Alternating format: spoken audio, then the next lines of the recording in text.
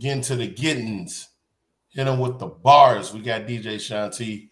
You already know what's up. Facebook world, what's up? Instagram world, what's up? YouTube family. Yo. Lit, man. We lit. Another episode of Beats and Bars. I'm yours truly, VIP Beats, with my co-host, Genius. What's the word, soldier? What's going on, man? I'm trying to make sure we live on Beats and Bars. I couldn't find the page for a second. Like, bro, where did I put the window? I gotta make sure we live too. You know, my every time I come on here now, my Facebook I always say we're having troubles with your Facebook. Then I go look at Facebook and it's live. Yeah. I'm like, man, what they on with us? But that's why we started early, you know, get folks in the room, get everybody going. Yeah, we here. As of now, it don't look like we live on Facebook, but I'm gonna troubleshoot. But we live over here on Instagram. Know the YouTube popping off. Hey man, if y'all already tuned in, make sure y'all go grab them tickets for February 1st. It's gonna be a movie. It's gonna be a movie. I mean, everybody lit, man. Don't nobody want to sit in that headline spot though, Genius. Nobody want to follow Big B's with the big chrome. But everybody want you to go last? Yeah, man. They say, hey, bro. Everybody want you to go last. That's crazy. Yeah, they want me to go last. I'm cool with it though. I'm cool with it. It's gonna be like I was saying on one of the other podcasts, man. It's no wrong order in this show. Nah, it ain't for sure. It's no wrong order. You know, I think no matter who come first or who comes second or last, whatever you have it, I think it's just a whole headline show. Yes, sir. You know what I mean? So I'm looking forward to seeing it, man. I'm looking forward to seeing all the folks. Y'all see the people that's up for this Saturday, right? The 1st. It's going to be crazy. It's over at the Loft out in Gary, Indiana. So go ahead and get your tickets right now on Eventbrite. The class they couldn't pass. Y'all see the list of folks, man. If y'all remember this class did some amazing things in the era of time where they were at their hottest, and they are still contributing to the culture and the music today. Some in different ways, and some still pushing some of the hottest music you'll ever hear. But come out on February 1st, and let's see them live. Yeah, man, we definitely gonna be live. We definitely gonna be lit. It's gonna be a movie, man. I look for it, man. I still haven't narrowed down exactly what I'm gonna do. You know what I'm saying? But you got to do Love My Shit. You say what? You gotta do Love My Shit. Man, that's what you think. I mean, we just had so many songs, man. It's just it's like it is hard. Man. And then, you know, as you grown and develop over the years, it's like what year range do you even pull from? Do you say, man, I'm gonna pull from when we first got started, or am I gonna pull from later at the end of the show throwing era? You know, because there was it's a specific time frame, but there are moments and eras within that group. Mm-hmm. You know, there were phases inside of that where all of us, each one of these artists that's on the list, you guys were learning along the way and kept getting better and better. So it's like, man, and what songs do I pull from early? Or do I pull from when I was getting ready to graduate out of a certain phase and into the next phase of my career when the music was really at its finest? Man, I know. Y'all got a difficult decision, man. Y'all got a difficult choice.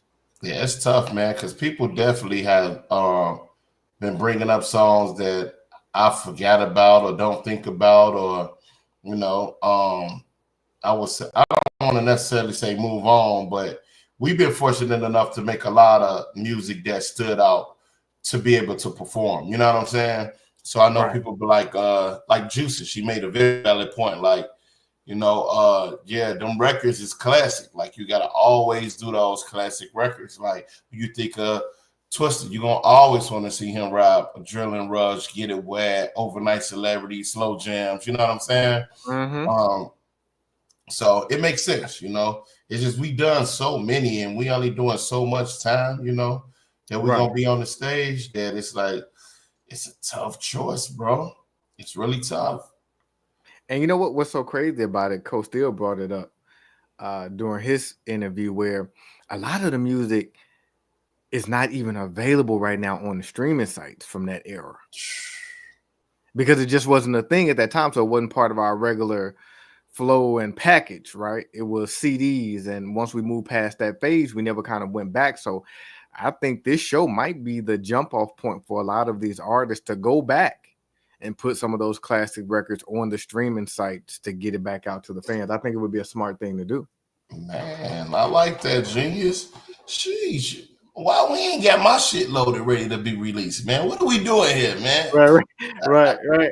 You absolutely right, bro. And I've been thinking of a way and a reason, like, why should I upload these? Oh, like, I want to upload everything, bro. Right. Like everything. You know what I'm saying? Should. Yeah, we should. Man. We got it. We got two sides to a story, and we got all the respects to bottom lines. Obviously, some of the mixtape stuff becomes a little trickier because of mixtape culture and what it was. Yeah. So some of the songs we can't put up without it being an issue, but some of all those originals that were in there, shoot, it's like we might have to do some greatest hit albums and some repackage some stuff just to get those classic, memorable songs back out. Why not? I definitely need to do that. I should have had it ready, man. I wasn't prepared. Why didn't we start doing these interviews to get ourselves ready to release those classic records? Like, I definitely got a lot of music that I want to put on the streaming, just even when I'm rolling and riding, you know what I'm saying? You just find yourself, right? Because we can't find the CDs. Yeah. Yes, sir. Like, man, that's the truth, man. We definitely got to get on that. So Genius made a valid point. Coach Steele made a valid point. Sweet Juices made a valid point. Hey, all the artists that's part of this class, we really need to go back and release those records. I think that'll be a smart move to go back and re-release those records. We should have had them up and loaded right now for the event to put them joints out. That would have been absolutely smart. As y'all see on the thing, February 1st, it's no longer a private location. It's open to the public. We'll be at 752 Broadway, Gary, Indiana. That's the Loft. Again, that address is 752 Broadway, Gary, Indiana, at the Loft. Gonna be a hell of a lineup. You feel me? I look forward to sharing the stage with my class all over again, man. We got some dope times. We got a special guest today, DJ Shaun T. He gonna be here on the Beats and Barz show. Oh, it's gonna be lit, man. I can't wait to talk to this brother, man. I talked a little bit with him off the record. You know what I'm saying? Yeah. Man, it's gonna be a time.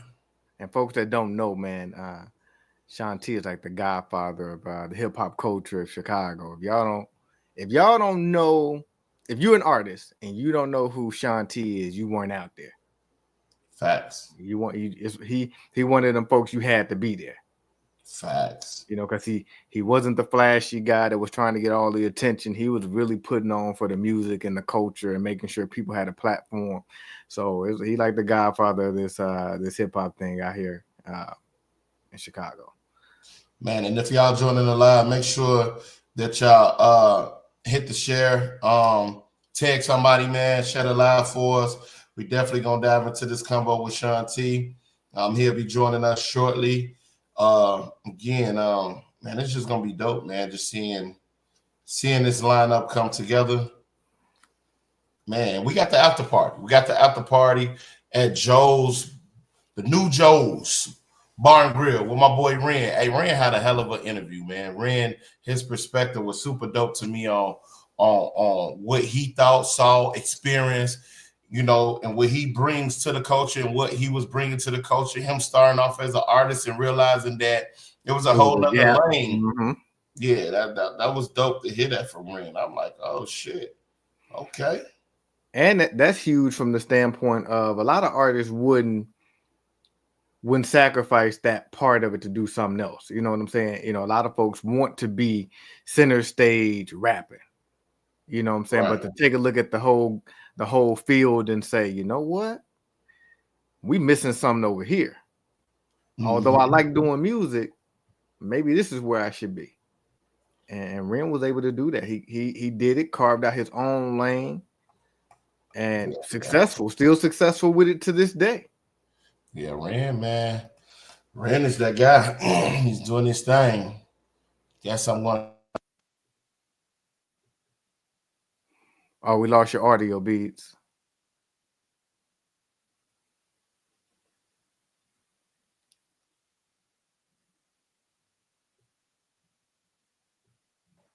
Here we go. Can you hear me, Genius?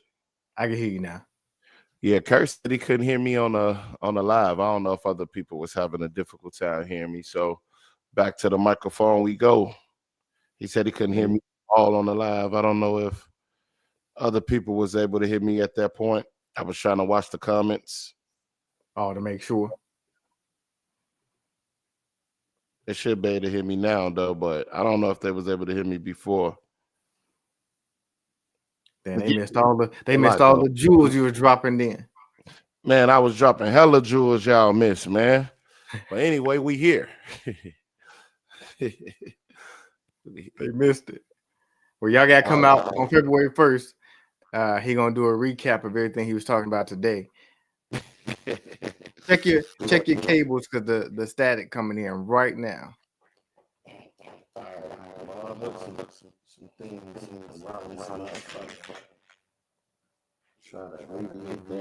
Tried to go with a new microphone system, y'all. I've been previous week, y'all been saying y'all hear static. Yeah. We got this shit wired up to a million different. Yeah, it's super staticky right now. When you leave the interview, what you come in?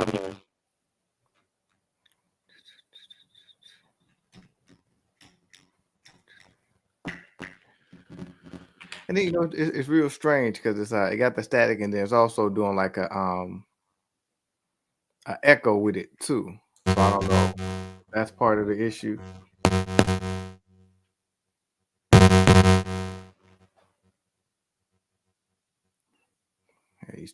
You might start doing juke music for a second, but February 1st, man, get your people in. Actually, you know what I'm gonna do? I am going to take this moment to play a little music. I think we could do that. I would ask Bees, but he can't say nothing.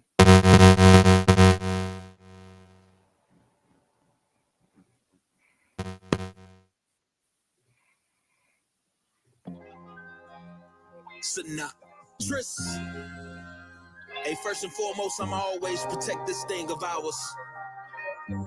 I respect the art. I never put my integrity on the line for this rap shit. And I never put the business over the art. But I'ma always do good business though, cause I need everything that's coming to me. I need it all, do you hear me? I'm coming for everything's meant for me. Talking money, music to my ears, cue the symphony. Watch some niggas switch sides, but I ain't never once did it. Heath Ledger as the Joker, I'm just cut different. Chasing clout tonight, gon' end up in the afterlife. How you bought that bitch a body for you bought your ass a pipe? That's some goofy shit, so why would you test us? New Glock with a drum on it, call it Quest Love. And yeah, I feel it sometimes, can feel a reaper on me. Riding with this white cherry gelato, all this reefer on me. Feeling like the 90s, gold rope with a beeper on me. Never sold a gram for the gram, this shit deeper, homie. New Glock, get your shit rocked. If I go to my hip and blick, it ain't for TikTok. Get your ass beat, cold word instrumental. If I scream mannequin, that mean let the bullets fly in the window. I be out the way, I'm not with all the extra shit. So please don't bring the demon out me if you ain't no exorcist. We been this way. All my amigos be proud to fly they flag like Mexican Independence Day. See, I respect the art, man. I be on my own time and I don't compete with nobody. I just be on some real different shit, you hear me? I love this shit for real though, I swear to God I do. I just be on some different shit, moving around with some different folks. $1 million meetings by the Willis, we got different strokes. I was down, y'all got kicks out of that. Like an East Bay. Now them same niggas gotta move off my release date.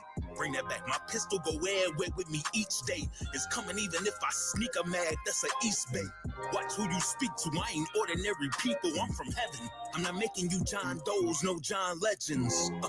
Bunch of so-and-sos that no one knows. Wet and white sleeping like his hand was in a water bowl. Ballin' like I'm 95 Anthony. Man, I got action. Figure I stop dealing with them little pennies. Keep playing with me, I won't save ya. Told my dog Dame time for the buck shoot up his blazer. Whip or his suit jacket, it do happen. AI in his prime, we don't do practice. I'm through rapping. Yeah. Respect the art. Hey, rest in peace, C.A. Brown. Rest well, Reese G. Hey man, I promise I understand this is a business, but we chasing a legacy, we not chasing the bag. And we gonna let the bag come with the legacy that's created by respecting the art.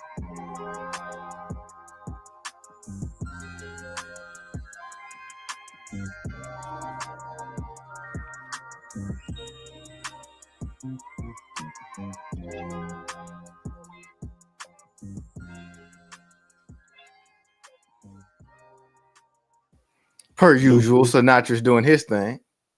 Yeah, you hear me over there, Genius? I can hear you. I can hear you. Am I staticking? Nah, not right now. I bet. You know, it's the chord then. It's the chord. You know what I'm saying? Troubleshoot chords. Switch these chords out. Now we back, man. I could talk my shit.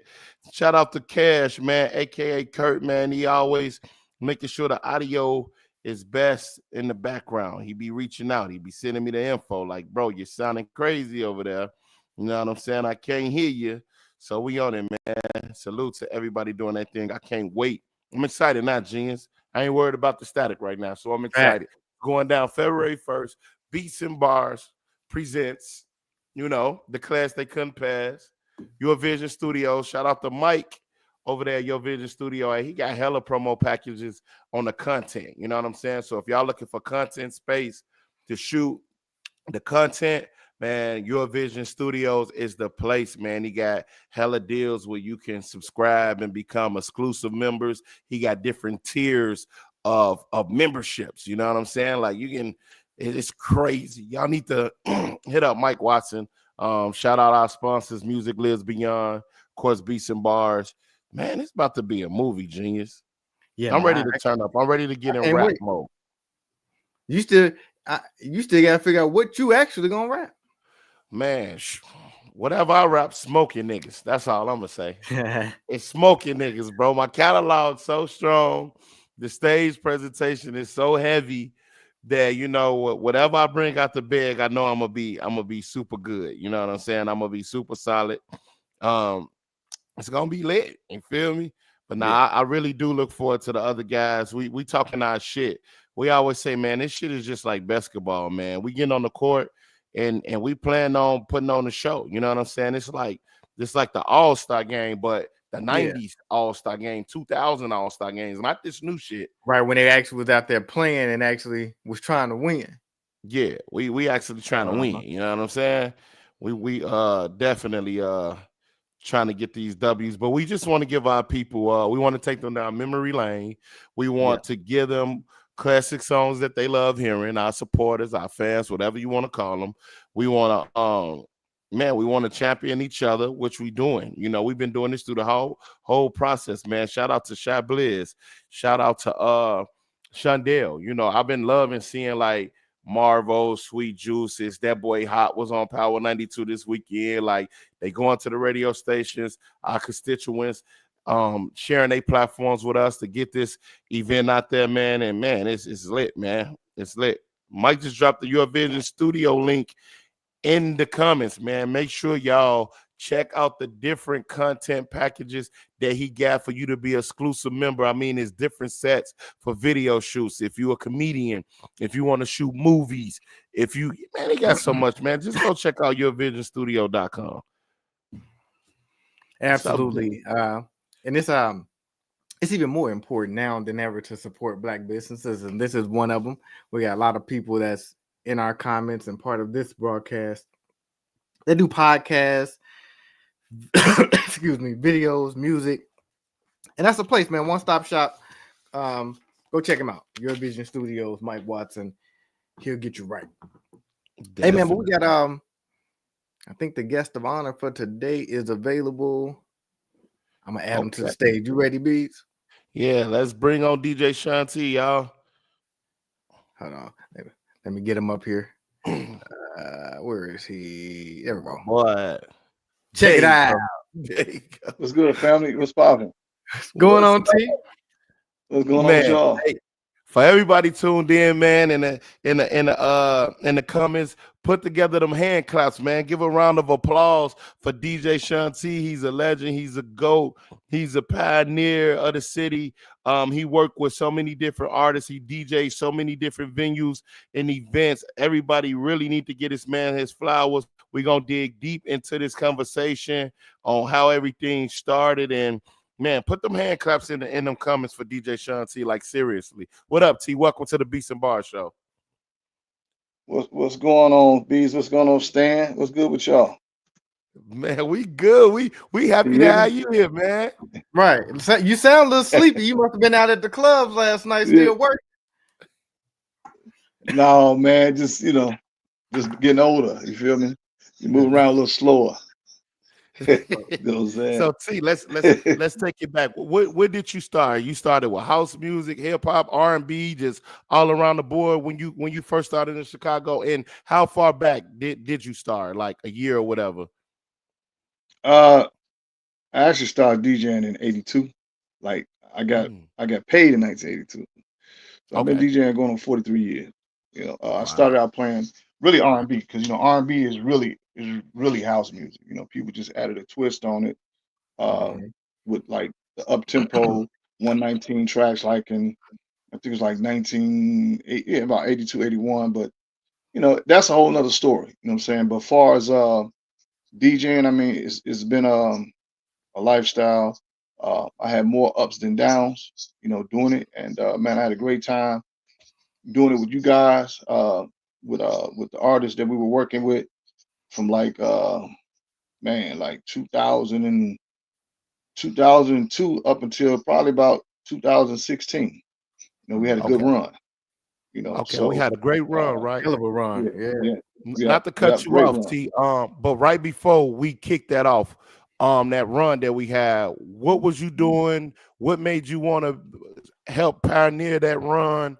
What was going on in the city as far as like with hip hop and independent Yeah. artists What did that you made see? you be like, Yeah. I'm gonna go this way and work with these independent artists? Well, to be honest with you, uh, like I always like hip hop music. When hip hop like hit the scene, like early '90s, in Chicago, and my cousin, he was a big time hip hop artist. Their group was called Ten Trey Posse. They were the first group to get a rap group to get a major record deal out of Chicago. They was on Polygram Records. So of course, I would go to their shows and go to their rehearsals. I'm like, man, y'all missing something. And they was like, well, they had a DJ. He lived in Louisville. He was pretty dope, but he couldn't be here all the time. So I would DJ for them sometimes. What I found interesting was the energy behind hip hop, the messages behind hip hop. It's a real lifestyle. It's like people expressing themselves. And so by me being exposed to that opportunity, I wound up going back to school, going to Columbia College, and that's when the hip hop scene really picked up out here, like '92, '93. I met a couple of DJs, Twilight Tone. He spent nothing but hip hop, and so we had a crew called Dem Dare, and we used to throw hip hop parties at this place called Alcatraz. To make some money, just to try to figure out, what's the next step as far as production. Um, and what's so funny, No ID, he used to just come outside. He really wasn't into producing like that. He just used to come to the parties. Doug Infinite was the man. He had a studio on 95th, right above, I think it was Adriana Furs or something like that. It was like 95th Ralph Western. And so we really didn't know what we were doing. We were just following the culture of what we seen, coming from the West Coast and the East Coast. And it was fun because we was breakdancing. Like our parties, man, you'd see Common in that breakdance. You know what I'm saying? It was super dope.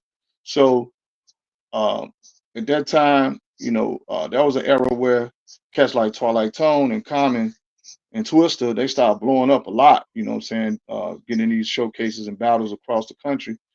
And my man Juice, he was in battles also. So, JUI. So it's like those cats made a lot of noise, as far as backpack hip hop artists, Big shout out to 606. They've been doing their thing on Tuesdays all the time at Sub T. So I feel like, man, as time went on, I'm like, man, DJing is fun, but you still got to add some flavor to it. So I've always had like artists that come around, even with live bands or singing hip hop. It just added something to it. And people were like, man, you different. They like, man, you're not just a DJ, you're an artist. And I'm like, yeah, but we still had a lot to learn as far as breaking music. And so the way I figured out how to break music was to also have the artists in the building wherever I DJ it. You know what I'm saying? Them and their friends. I've been doing this for a long time like that. And I play their music, you dance to your music. Or if I had a live band, you know what I'm saying? Their friends come out to dance to it. So it's like, you got to have your support. And once I figured that out, I was like, okay, let me move around, Chicago and do this because we need it. Because, you get tired of playing the same music all the time. I mean, records to come out, man, you hear the same record over and over again. As a DJ, of course, we got to play it over and over again. Then we start learning the lyrics to the song, and it's like, man, we got to pick and choose what the people want to hear, So I was like, man, that's cool and all, but it's some really good artists in Chicago that was coming up. And there's been a lot of great artists in Chicago, you know what I'm saying? But, I just tried to set a platform for them to perform because I have relationships with a lot of venues, and sponsorship opportunities. And it worked out, for the time being, while I was really working with a lot of artists. And like I said, there was some ups and downs, but I had fun doing it. You know what I'm saying? And you gotta have fun first, Yeah. And man, that's basically, where it started with me with dealing with artists. I just wanted to do something different. That's all.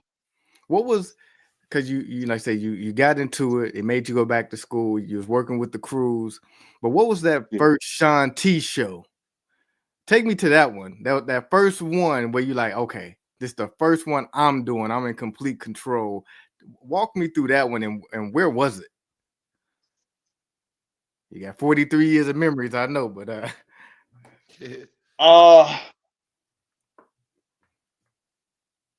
I'll say my first show, we were doing we had a DJ coalition, the Soul Selectors, and they still around. And like I said earlier, 606 was doing all of the backpack hip hop, and I was like, man, we need to do something for like the urban artists. There's nothing here for the urban artists, and it was on my mind. So when we started the DJ night at the Crocodile Lounge, it was all about the DJs coming out of the network, but that wasn't enough. And it was a Tuesday night. It wasn't enough.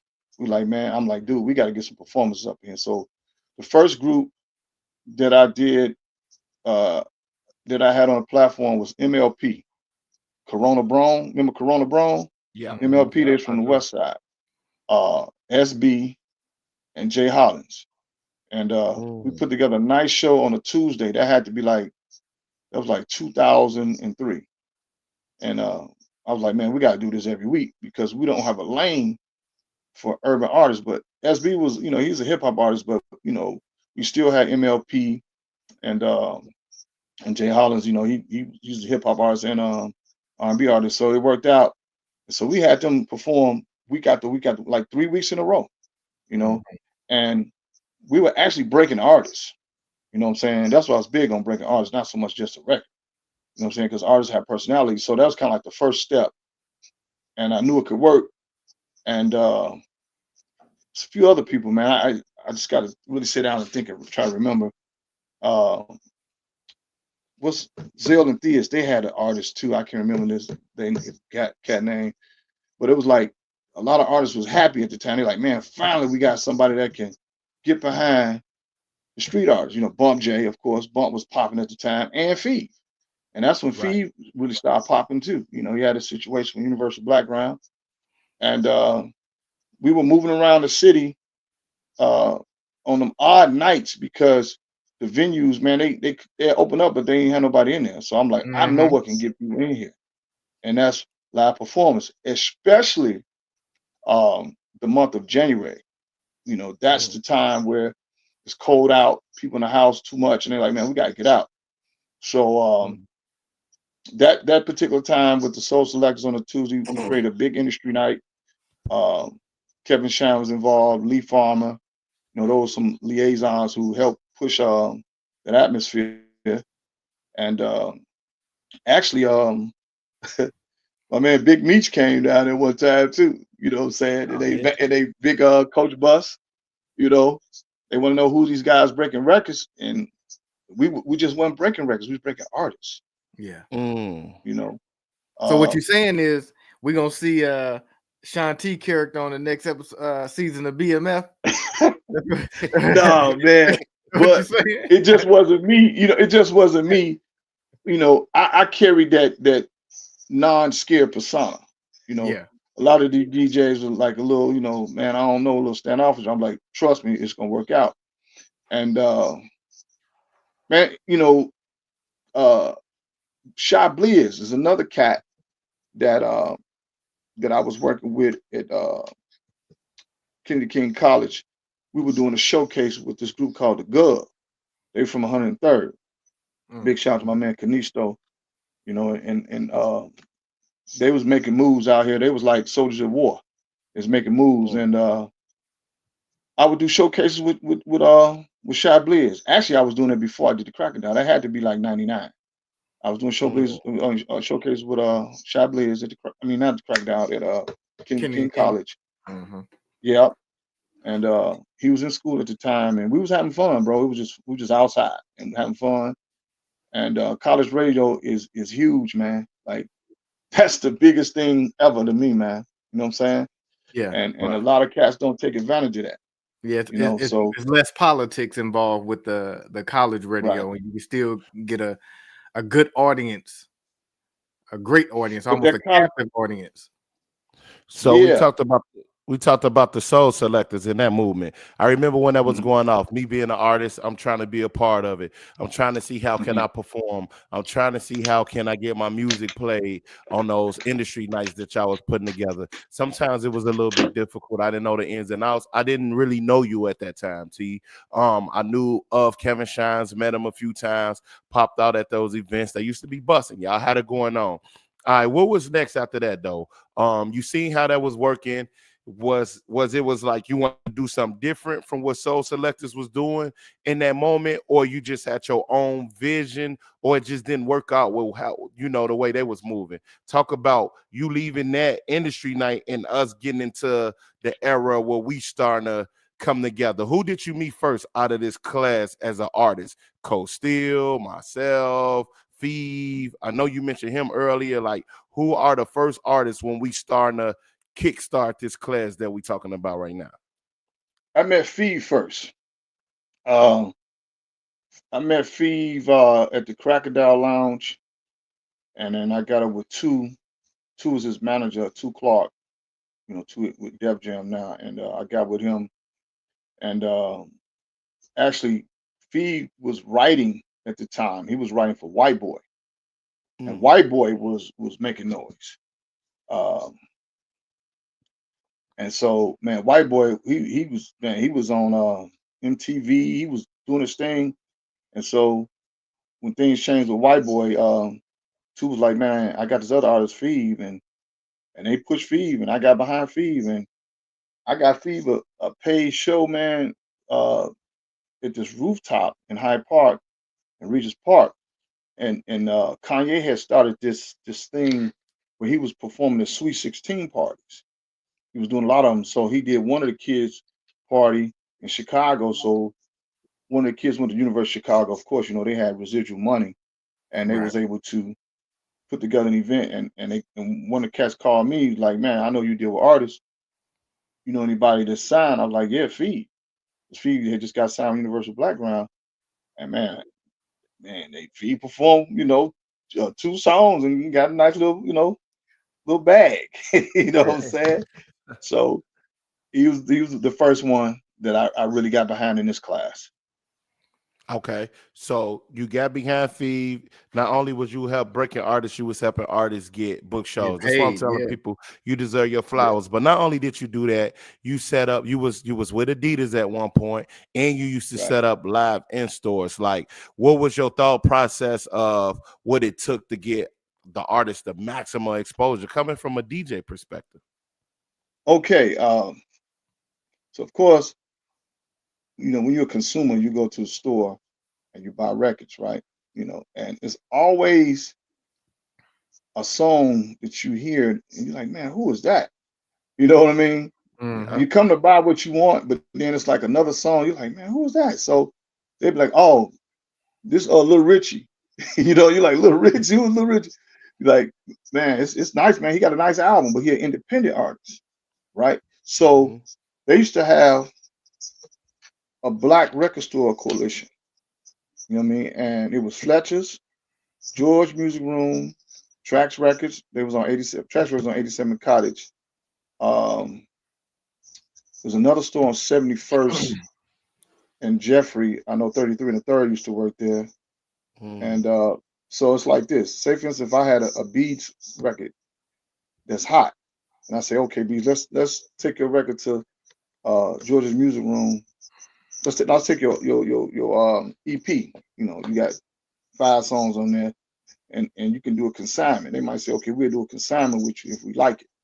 They like it. They say, okay, we'll give you, we'll sell it for $7. We'll give you $3, right?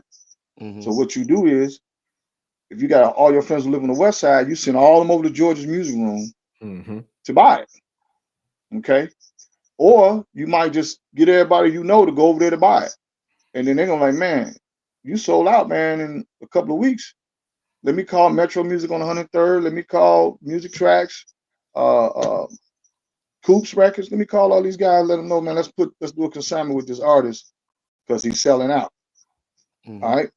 So then once I figured that out, I was like, man, I'm gonna do some in-stores with these artists with their music so they can meet people. People come to the record store and we got you set up with your posters all on the wall, or your CDs for sale. And it starts like that. That's grassroots. You know what I mean? Yeah. And Bees, we always talked about networking. That was our biggest thing. That's how we was able to, move fast and move forward. And that was like hands-on, and it still works to this day. Like a lot of artists still, sell their merch. You know what I mean? I don't care if it's t-shirts, whatever. That's how it happened. And you got to believe in that movement, right? And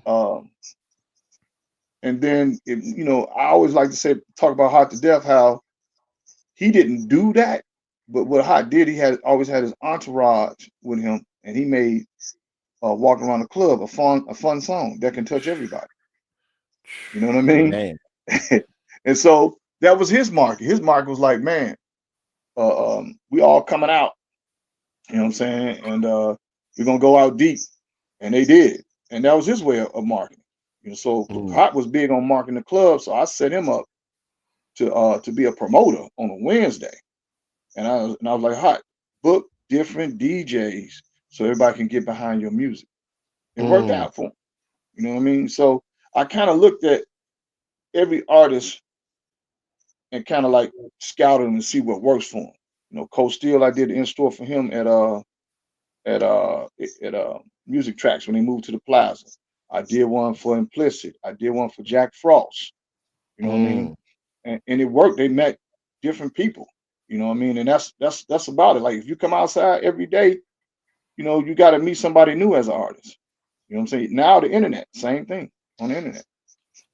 You're a real one, bro. I don't remember the exact event we met at, right? But obviously you had seen me perform, and I don't know if it was Tommy's or whatever, Coach Steele or somebody was having or whatever it was.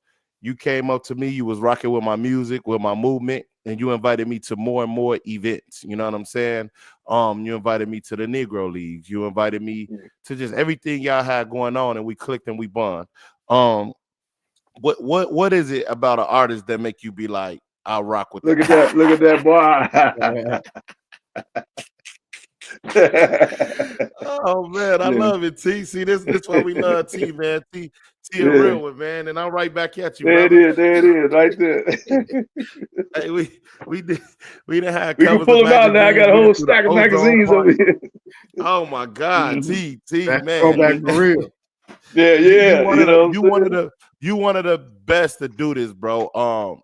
You see us artists in you dealt with a lot of artists and we all have movements, but what make you be like, this one stands out or this one got something that I see in them? What is that? Oh, You know what I'm saying? Like when you see me, you was like, you approached me, hey, you dope, and you invited me to more shit. What makes Shaun T invite these artists to more shit?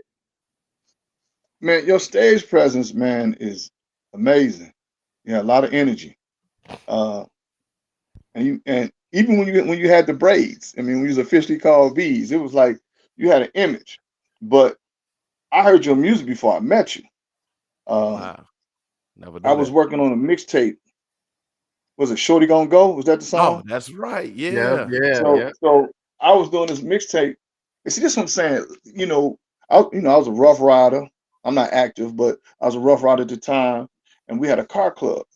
We was doing something different. So Malik been with me for a long time, man. Malik, man, that cat, that's a day one cat that helped me out in the industry. I never really talk about him too much, but man, I'm gonna give him his flowers coming soon. Uh, Malik, you know, he started the Car Club Alliance with this other brother. I can't remember his name, but it was like different organizations, and that's why it's called Alliance. It was like about 500 of them. You know what I mean? Mm, So we would have these meetings, and and I'm like, man, okay. All I like to do is drive around and bump these sounds. I'm like, I got something for them. I'm gonna do a mixtape. You know what I'm saying? right. So at the meeting, I told him, I said, look, I know how to brand you all in this day of time because mixtapes was hot at the time. So I did a mixtape, and I was in the studio with DJ Shells, and I was like, man, let's go through some. I need some Chicago artists, man. I don't want to put all these urban artists on the mixtape. You know what I'm saying? We got to brand our crib. And so he's like, oh, I got some music, and I listened to at least 12 songs, and I picked your song and put it on there. Shorty Gonna Go, and that mixtape was hot.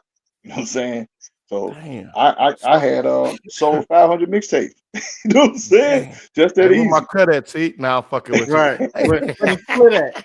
You know hey what I'm T. saying? So you heard my music from Shells? He had, yeah, from Shells. He had like all That's these CDs that crazy. were stacked up. We was in Harrison Crump studio, and we had all these He had all these CDs stacked up, bro. Oh, that makes sense. I thought you introduced me to Crump. Hey, this is I crazy because did. I did introduce you to Crump. I was working with okay. them though, before that. Yeah. Mm. And It's just new to me that Shells passed you the CD. I never knew how you got it. I remember Right. Crystal Meth. I record at mhm. her Ice Mike studio, and I was in there recording. She's like, "Yo, I heard your song Shorty Gonna Go on this Car Club mixtape." So I'm like, straight. And then she showed me the mixtape. You know what I'm saying? And I was just surprised, like, but that's the work that we trying to tell these artists or these people who was from that era who feel like they should be on this show. Like the work we put in led to one thing to another. They think it's always a popularity contest, but they don't understand that the behind the scenes work is what make you popular. You know what I'm saying? Being Right. Right. out there, being in these different spots. You and Coach Steele, y'all had a hell of a connection and combination of putting together some great ass events for us artists to perform at. Did y'all have a sit down to come up with this thought? How did y'all link to put these events together? Man, I love that brother, man. But it's funny because like his cousin John, I was with him a few weeks ago, and John was like, "Man, you and Coach Steele, man, both of y'all stubborn as hell. Y'all both just alike." And I was like, "We just some no nonsense guys, right?" So when Right. me and Coach Steele first met, we was about to fight.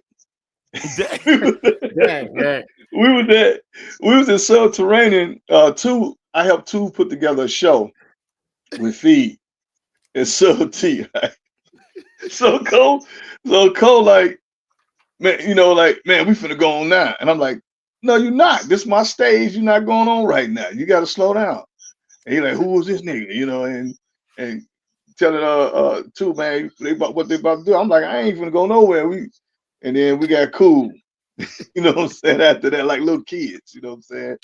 And then I was working with this cat named Vi, and Mm. he booked Vi to do you mentioned that spot earlier, Beach, yesterday when we talked.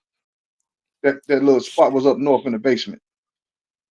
What was Not that? the US Beer Company. not US Beer Company. It wasn't Oh, Elbow you talk Room, about was it? Elbow Room. Elbow Room, yeah, Yeah. super hip hop spot. So Cole did some good shows there. So he booked me and Vi, and then it was one of them events where it was different at the end. And so I got over with Cole, told him thank you. He was like, man, we can do some more shows. I'm like, cool, let's go. So I kind of was like, okay, you know, I'm gonna get Cole and Vi and everybody together one day, but I see all the different personalities, but they're gonna have to work together because I'm the DJ. You know what I'm saying? I'm playing Mm-hmm. people records. And I was doing shows at Tommy's, but I was doing like live bands and I had an account with Cool Cigarettes. They would come and they would sponsor the event, Mm. because Tommy's had a patio.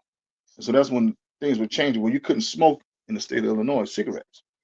And Right. so by the time he's having that patio, man, they was like, okay, we got to get these cigarettes out here, so we need to do what we have to do. So they would pay the artists to perform and get the food, pay me. You know what I mean? And Mm. I would let people in free. I could have charged at the door, but I didn't. And so Tommy's like what I was doing, and I'm like, man, the live band stuff started phasing out, and like, you know, um, hip hop started phasing out of Chicago. More street rap, was coming to Chicago at the time. So I'm like, I got to roll with the punches. I'm like, I like Right. all music, but I'm like, man, I got a business to run. So I started bringing in rap artists, and I was like, man, Coach Steele, man, you got it on lock on the South Side in Chicago. You know what I'm saying? A9 Music, Fee, LEP Bogus Boys, Yeah. and so we started doing shows out there at Tommy's, and Cole knew everybody, been doing features and everything. Uh, and that's the thing about Coach Steele, man. He's definitely a coach in this game. You know what I'm saying? Hello. Hello? No, we still. Oh, So okay. so now you did more than just the music piece, or I'll say you're one of them people that thought outside of the box of not just having an artist perform, but you always look for different ways to bring artists in the community together. Um, and I remember you used to have them boys out there playing baseball. Yeah. Uh, how did you how did you figure that was a good idea to do and bring those folks together like that? Like what because we always used to see it like on MTV and all of that stuff. You always see the bigger Mhm. artists do those type of things. What made you say, you know what, I'm gonna bring that same type of energy here? Uh, and I mean, it's just I've always been a team player. I've always knew how to play a role. Coming up, uh, and I see that's what we were lacking in our community. It's like we didn't have these opportunities. Well, these guys didn't have the opportunity that we had. So I wanted to give back. We had a lot of great opportunities as a kid. I'm coming up playing baseball and hooping. It was a lot more to offer, a lot of more parts with Safe Haven, and so I was able to create this baseball league, and I actually had artists to come sing out there the national anthem and everything. You know what I'm Yeah, saying? it was a So real it's event. It wasn't yeah, just like some guys yeah. showed up to just do some random stuff. Like No, you had no. it, you had it I've set been up. doing baseball. Yeah, I was doing tournaments like in the '90s, man. Like I was younger than a lot of pro. There's a lot of I had a lot of pro players out there. A lot of retired pro players, and they still can play. But I've always stepped up. You know what I'm saying? I Mhm. always saw what we was lacking, and I try to bridge the gap. And that's all I try to do all the time is bridge the gap, I because think that's that's what one make of people the get. that was one of the dopest things for me to see. Mhm. Because me being with Beats and the whole dog mob thing, we've met a lot of promoters, a lot of DJs, and not all of them use their powers and authority for good. You know what I mean? Right, right. So that was one of the things I know a lot of artists can support this, that UT were one of those people who always looked out and was trying to use your platform and whatever position you were in to help those artists. And I know from our side, we Keep certainly talking. appreciate. I hear you. Keep talking. I hear you. Yes, I just thought it was dope to see somebody had that type of energy towards artists on their way up and not waiting until they became big to then jump on the bandwagon. I thought that was dope. So definitely gotta give But you flowers. music go with sports anyway. So Yeah. if you don't have no music with sports, man, come on, bro. Like it's sports is nothing to me. You know, it works hand in hand. You know what I mean? And like artists like Kobe Bryant got signed. Yeah. Derrick Rose had a deal Yeah. on the table. And put it like this: anytime you're in popular demand, them deals gonna come. They're gonna come. And it's like right now, if I was able to get in shape and be playing baseball at 56 years old, I would pack out a stadium because I'm 50, 55, 56. You know what I'm saying? So it's just about being in popular demand. Yes, sir. In your art. So So T, you did a lot of different venues. And we're gonna keep it on the hip hop side with the artists and stuff. Okay. Name your top 3 venues that you used to love to produce the showcases or the concerts or the events at. Your top 3. It's a lot of them now. Think about this, brother. Of course, Teeny Martini. The owner Tiz, man, he saw my vision. Even though it was small, but we built a stage. I gave him a blueprint. We built a stage, and we got a soundboard now, a professional soundboard. We ran the wires through the floor, and that's my favorite because I was able to do what I wanted to do as far as what the artists need. We had, first of all, we have a venue. We had 2 bars. We had a green room, which we can turn into a club if we needed to. I used to do Diesel Beach TV down there, the interviews before the performances. That was another big deal to brand artists. At that time, you guys had the radio station. Remember the AM radio station with all Chicago artists. So we were kind of like, even though we all from the South Side, but we was branding up north. We were going north. You know what I mean? So we had everything: radio show, venue, video show. I mean, all we needed was a big sponsor. You know what I'm saying? Or the right type of publicist to take us to another level. But Teeny Martini was one of my favorite. Of course, the House of Blues. And you said far as a show or far as a venue? Because shows that we performed I can tell you, at. Okay, the best show was at Club Cancun. Right. Hands down. Right. The hoodest spot of all of them. Man, bro. Hey, Coach Steele did his thing on that, boy. He was like, man, I ain't get a chance to perform. Yes, he did, man. He was like, Cole, like, man, that's when we all start bubbling.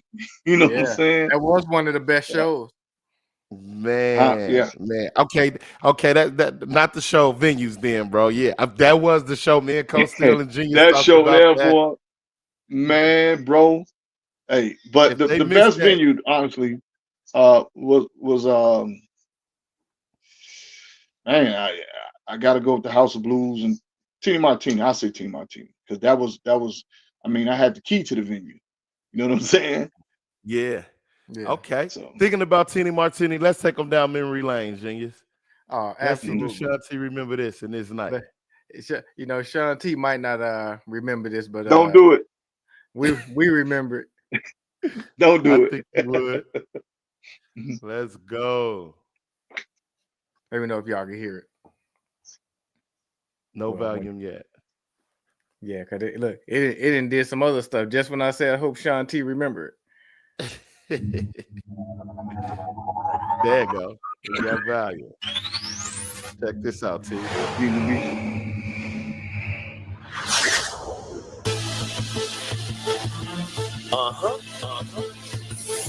No deal. Sweeper. I gotta keep it real, man. I love all the places, but ain't nothing like Chicago, man. Yeah. So it's only right He had Now the we let stars y'all out. know that we represent Yeah. the city every Right. fucking where we go. Yeah, cause we some Chicago niggas. Run that shit. Put them C's in the air. Put them C's in the air. Hey. Put them C's in the air. Put them C's in the air. Hey.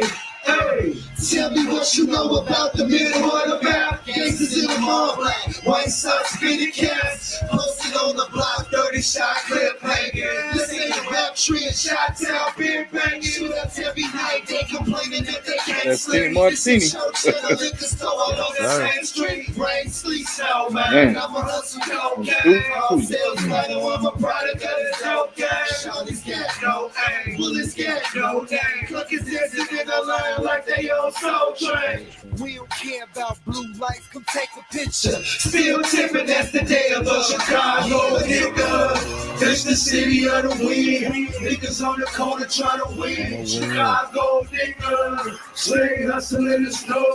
Niggas even hustle in the snow. With the teeth. You see them blue lights in the air. Cameras everywhere. We don't give a Hennessy fuck, we kicked in. still tipping. Chicago nigga. Where they hustle in the snow.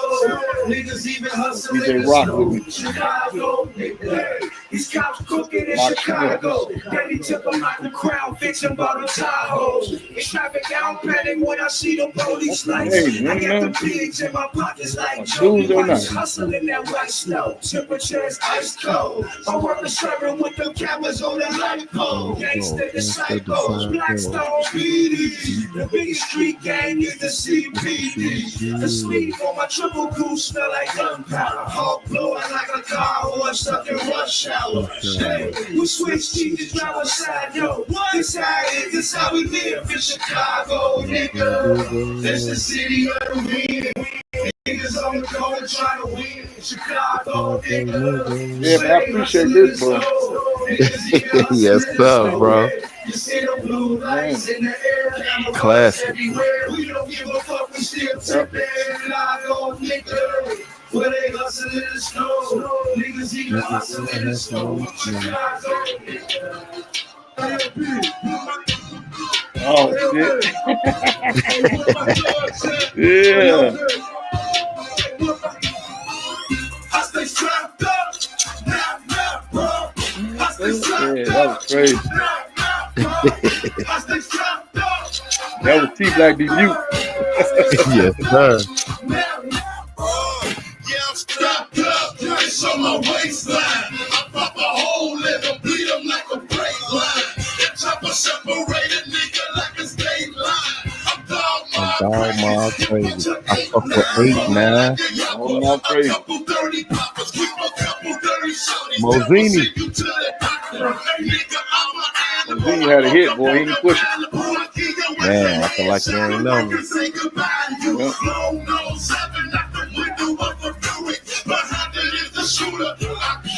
Shoot it, I see him be a nigga, kill him dead like he was Pookie. A nigga keep on toolie and shoot him just like a movie. It's gonna take an army, and y'all come and move me. Big black nigga with a little black Uzi. Strapped like a book. Hey, Woochie Chris. Boy, I keep this magazine. I ain't talking books.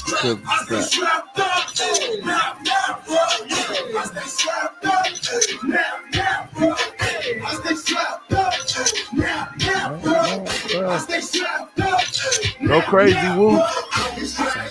There you go. Look at Wolf. You can cut it, Junior. You can cut it, Junior.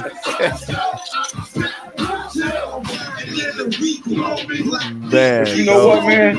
This type of energy, honestly, goes on all across the world, man. I've been doing a lot of research with a lot of different cities on how they was breaking artists. Man, this is a culture for real. Like this, I mean, when it was presented to us, like movies like B Street, all the old school stuff, it became a lifestyle. You know what I'm saying? And you just had to have a creative mind. I always had a creative mind for events. You know what I'm saying? And we lived it. I mean, you know, we had plenty of meetings at the studio at Doc office. You know what I'm saying? When the show's over with, we be like, man, what we gonna do next? You know, it's 6 in the morning. You know, White Palace You going know, to get food. right, White Palace. That's a lifestyle, bro. Like, I mean, that was a real movie. As people say, man, we gonna make a movie. We was that movie.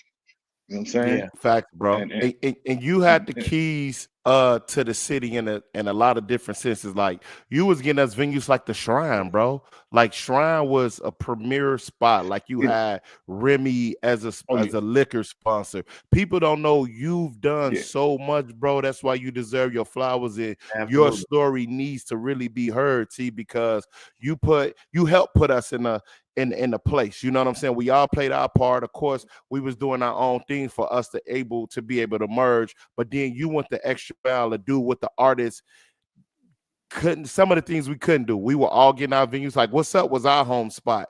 Like how you had Tina Martini, but you took 300 minutes of hip hop and made it that culture, made it that lifestyle. Everybody wanted to touch that 300 minutes of hip hop stage, bro. And you gave access and opportunities to a lot of artists to touch that stage. Remember we brought Ozone Magazine there? Remember we brought Def Jam there, T? Uh, Let's talk about so those two things, man. yeah. Here we go. Boom. There it is. Let's There go. it is. Let's You go. know what I'm We saying? did that. I know. And so bees. I always had like a trick to my movement. So I was doing DJ Shaun T. I was making it by myself, and people like, man, why you making it about yourself? I'm like, thank you. You figured it out. So it took me time to figure out what title I should come up with for a show. 300 minutes is from 9 to 2. You know what I'm saying? Mm. And Hula, y'all know Hula Mahone. Hula, Yeah, Hulu, yeah. Hula, he made Summertime. He made that track for Fresh Prince. You know what I'm saying? Everybody Mm. think Jazzy Jeff did it. Hula did that. And Hula got a Grammy for that. Wow. You know what I'm New saying? info for me. Yeah. And I got a phone call from Hula. Hula was like, man, that title was dope. You know what I'm saying? Once I told him what it was, he was like, oh my God. You know what I'm saying? And so when the shorties came out, 300. You know what I'm saying? The shorties. Everybody thought I was affiliated with the shorties with the 300. Mm. Who was that? Lil Durk or Chief Keef, one of them. I was like, no, we're not affiliated with that. And that's the problem with the world. Sometimes they always try to put a twist on it and turn it negative. And Mm. we was able to stand strong, bro. And I remember them shorties wanted to perform, but I couldn't let them in because they weren't 21. You know what I'm Right, saying? I couldn't let them in.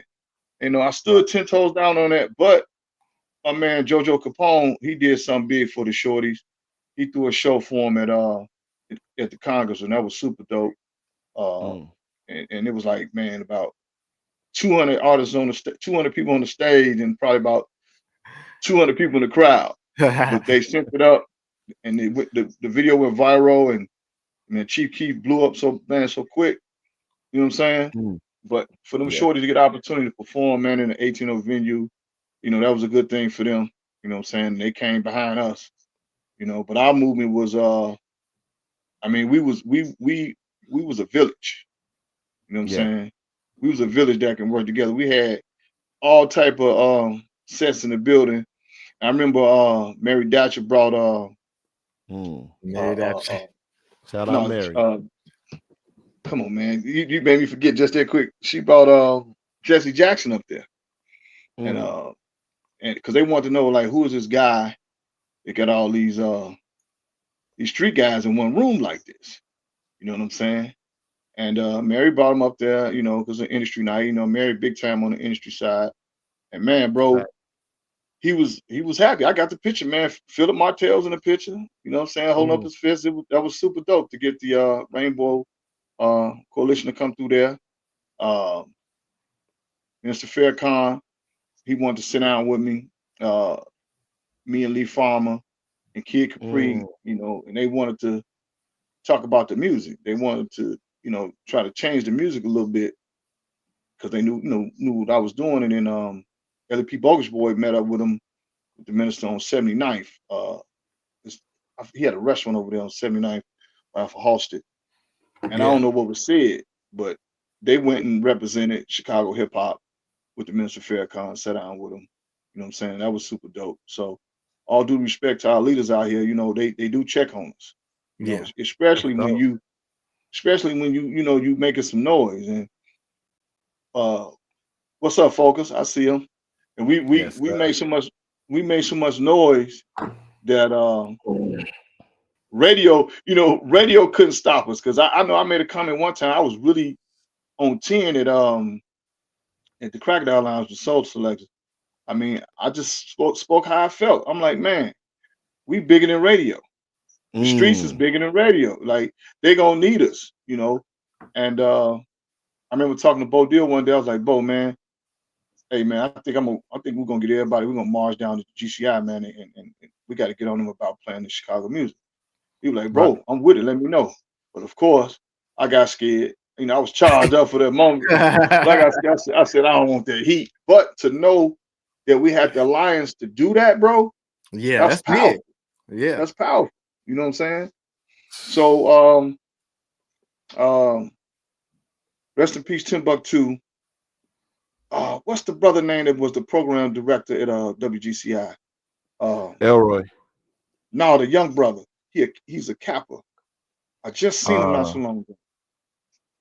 But he was on me, man, because I was pushing you guys so hard. He offered me the job to do what Timbuktu had. I told him no. He offered to me first. Okay. I said no, man, because I said that's risky, man. Like I don't want to do that, because I don't know what angle, radio coming in with that. You know what I'm saying? Right. I'm like, they might try to control what you're doing.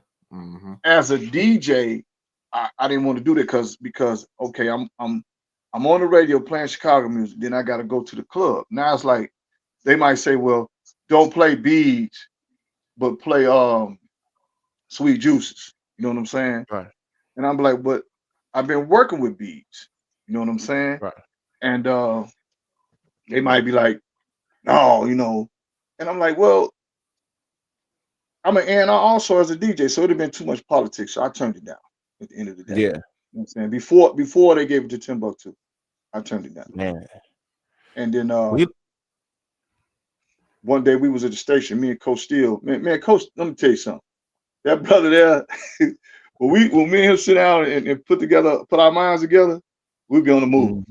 And we went up to GCI to visit Lil Jon, WGCI to visit Lil Jon, and we was trying to work that Argue, Fuss, and Fight record.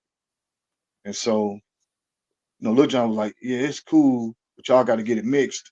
And he was like, bag it up? He was like, man, that's a cut. And I was like, man, you just saying this stuff because you scared. You know what I'm saying? Right. You just trying, you know what I'm saying, trying to ease us out of here. So 2 little shorties came in and they told us, they said, hold up, we got to talk to these shorties real quick. The 2 shorties was working with Jeremiah. The 2 shorties brought Jeremiah record in there that day. That day, bro. And that's when they got picked up. The record wasn't even mastered, bro. You know what I'm saying? Like, we would see stuff like that. You know what I mean? Like, what these cats on, bro? Like, and I was just like, radio is not for me. You know what I'm saying? It's too, you know what it was about. So I couldn't do it. Yeah. When you see it too Damn. much. So you sacrificed to having a job at GCI, the biggest station in the city, as you know what I'm saying, and you stuck with the artist, bro. Okay, now trying to link up different DJs to help break these artists, because the goal was to break music and break the artists. You know what I'm saying? How was it, man, trying to link with other DJs to get on that same page? Like after the Soul Selector movement, with the movement you had with 300 minutes of hip hop, when I going started Soul forward, how Selector, difficult was it? it really wasn't difficult. When I stopped Soul Selector, I started dealing with Full Impact with Jamal Smalls, and I was still in a different mindset because I was very assertive. I was moving in my own pace. So once I figured out, I'm like, I can't work with nobody else. I got to do it by myself as a DJ. And I'm like, sooner or later, these cats will catch on, right? And so a lot of DJs look at artists as opportunists. I didn't look at y'all as opportunists. I looked at y'all as being independent, and putting yourselves in popular demand. You know what I'm saying? And then once that popular demand get big, Now you can make your own decision on what you want to do. You know. Right. Then you had other artists who had relationships uh, with A&Rs and things of that nature, but they didn't last long. You know what I mean? Because Fact. all the opportunities was presented so fast to them, and they're like, man, you know, they want the quick money, the overnight success, overnight celebrity stuff, and it didn't work out. Yeah. You know, So you say and it was a lot of situations. Man. Go ahead. yeah, definitely. You talked about the artists and you know, the DJs and the DJ trying to take advantage of the artists. Like a lot of that happened. Promoters too, like, you Yeah. know, get this artist to sell tickets. You gave us away the ones who earned it and deserved it. Because everybody, even though you was there, that don't mean that you was doing the necessary things to put you in a position to be able to sit at the table and work out a situation, right? What I mean by working out a situation, you would call up me. Bees, I got an opportunity. I got this venue. You can make some money. Like you were one of the shit. For me, you were the only DJ at that time that gave us opportunities to make money off of what we were doing. We were already doing our Well, own shows, but when you had a lick, you put us in like, bro, we're gonna make money tonight. You always did that. but see, check this out, Bees. It wasn't so much me alone with that. Like, there's some promoters like Reggie Connor. You know, Reggie Connor is one of the biggest promoters in Chicago. Yes. Him and Teddy Gilmore, they were huge as promoters. And remember that show we did at the Green Dolphin on that Monday? Can you hear me? Yeah, I can hear you. Yeah. Bees, you remember that show at the Green Dolphin? Hold on 1 second, brothers. I'm sorry. Say it again. He was talking about the show y'all did at Green Dolphin, if you remember it.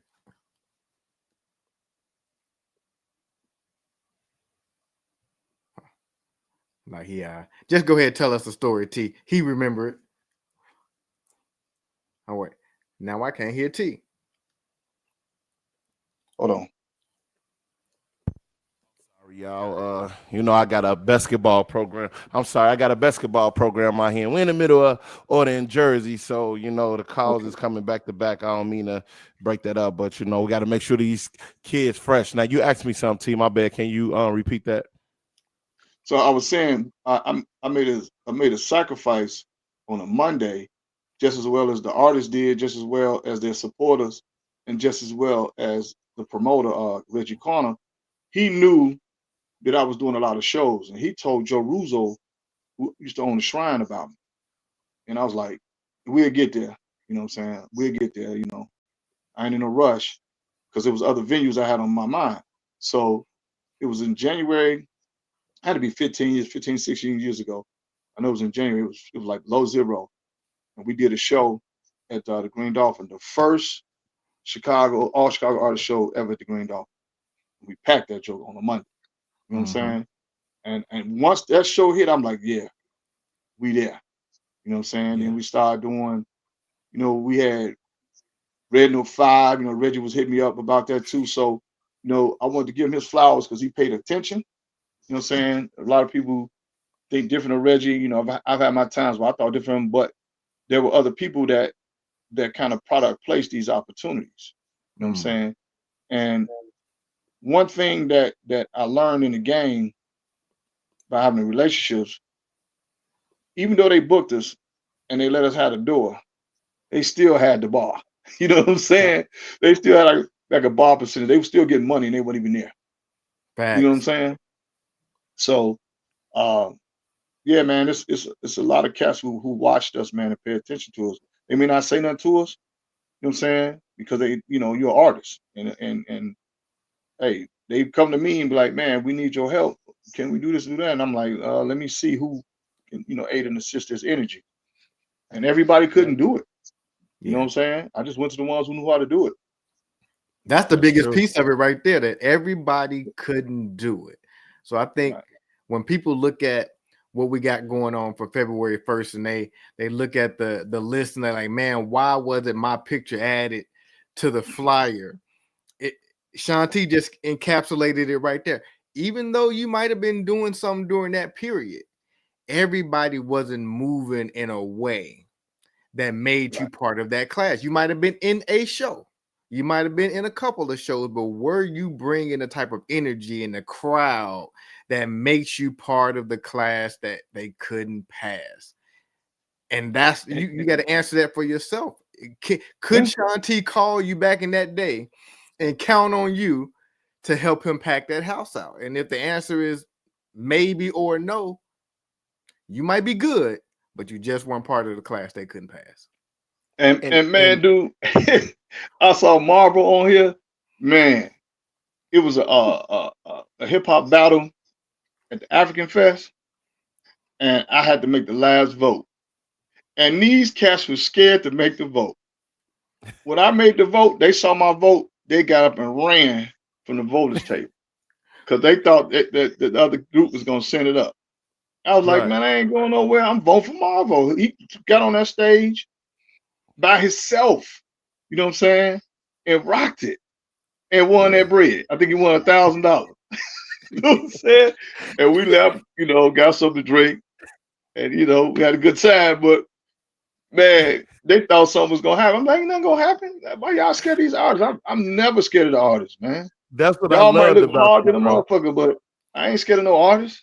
Man, that's what I loved about you, bro. You wasn't scared. You wasn't playing the macho man role, but you wasn't scared. You talk. You came to niggas' hoods. You came to niggas' cribs. You invited niggas over to your spot. Like, we had a great time, bro. But do you feel though? Because I kind of feel this way. That we didn't really. You may feel differently, but me. Do you feel that we didn't really understand what we had to capitalize to its fullest potential? You know what I'm saying? Well, did you understand your value? I didn't understand my value at that point, T. Well, I'm gonna tell you what was going on. Like Stan, I mean, you know, Stan is a TI IT person. He understands the internet. You had what's his name? Used to be with 89 Music. What's his name? Dog Bite understood it too. You know what I'm saying? So you got two different crews, you know, Dog Mob, 89. You got these, you know, these brains, these IT cats, these smart cats that can aid and assist with the internet. And we didn't capitalize on that enough. Yeah. You know what Me I'm and saying? B's talk about that today. Yep. Yeah, because it was a transition from hands-on to the internet. And we were like in the middle, you know. And that was also going on with vinyl and CDs and vinyl and Serato. It was like the labels was like, man, we got too much money. We spending too much money. We got to get rid of all this stuff. We got to simplify, you know, the industry, you know, to save money. You know what I'm saying?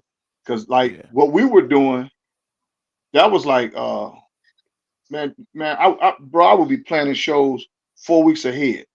You know what I'm saying? Like we'll do a show on a Tuesday.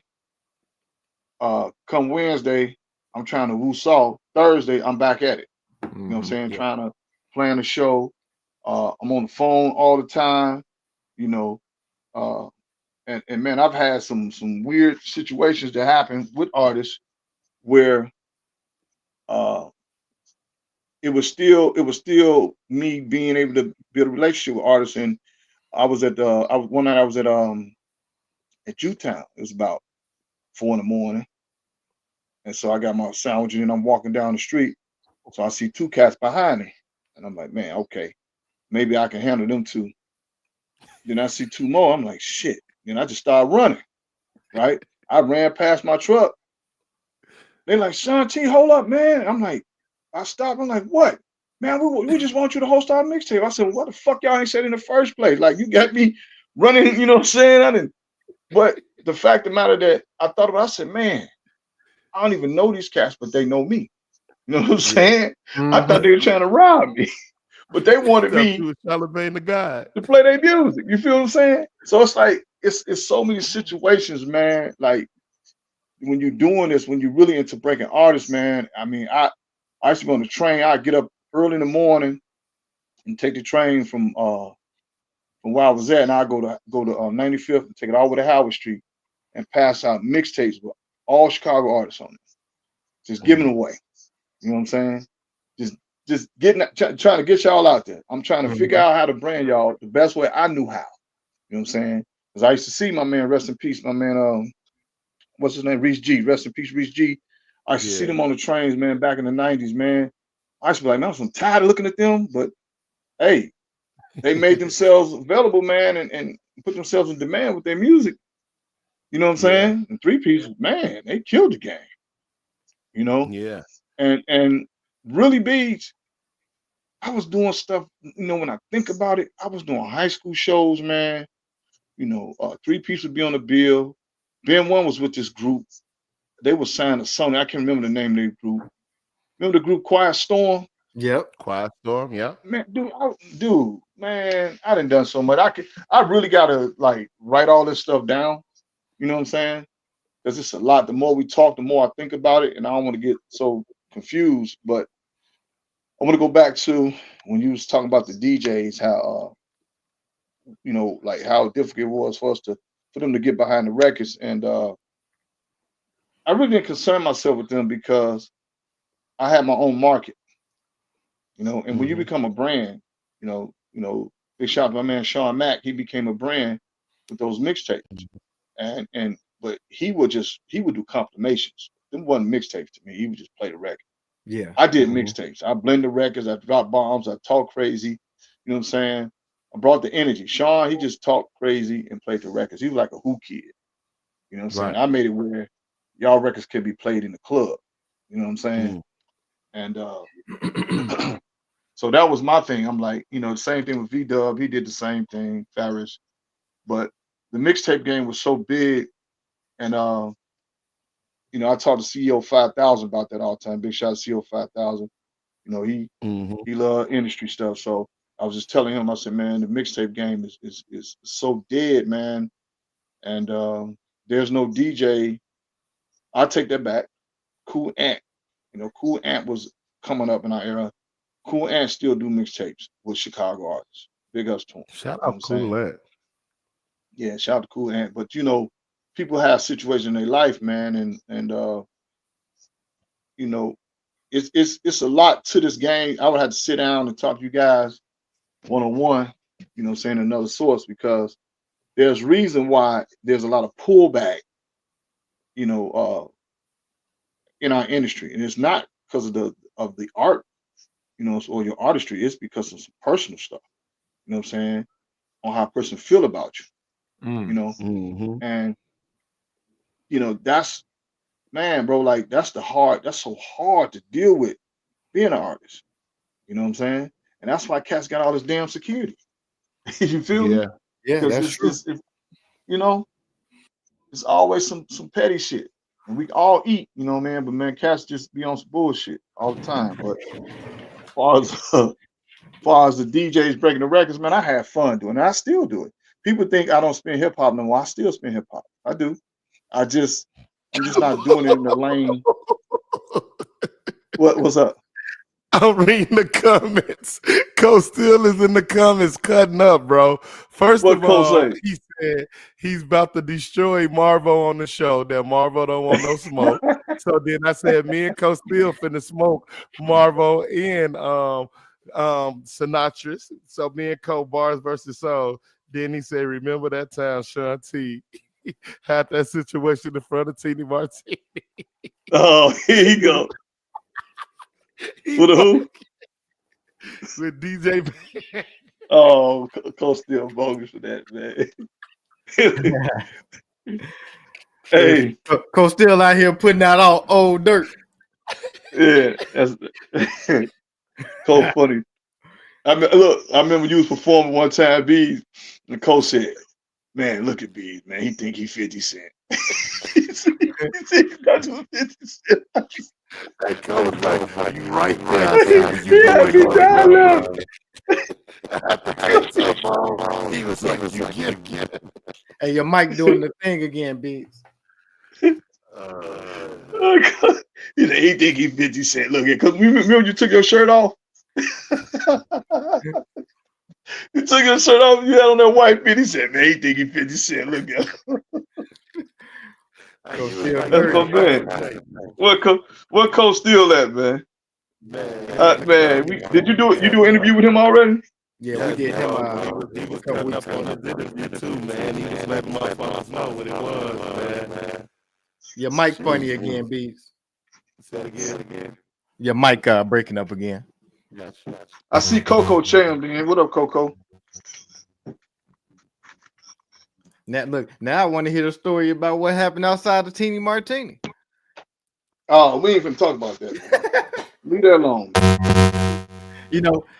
It's natural for when you're going through this music industry, things happen, and it's in the past, but it just shows, man, that it's not all sunshine and rainbows when you pushing this music and you trying to make something happen, especially in the hip hop world. Hey, Bees, I got one with Coach Steel right here. Coach. He in the Hip Hop Weekly. Yeah. Damn, my mic. Yeah, but so we talked about,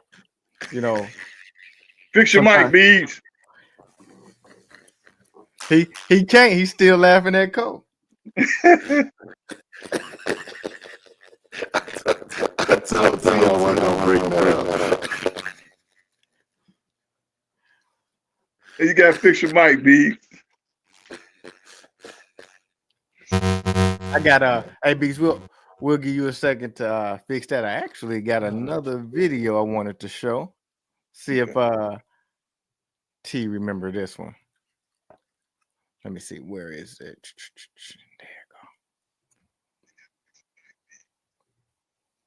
There you go.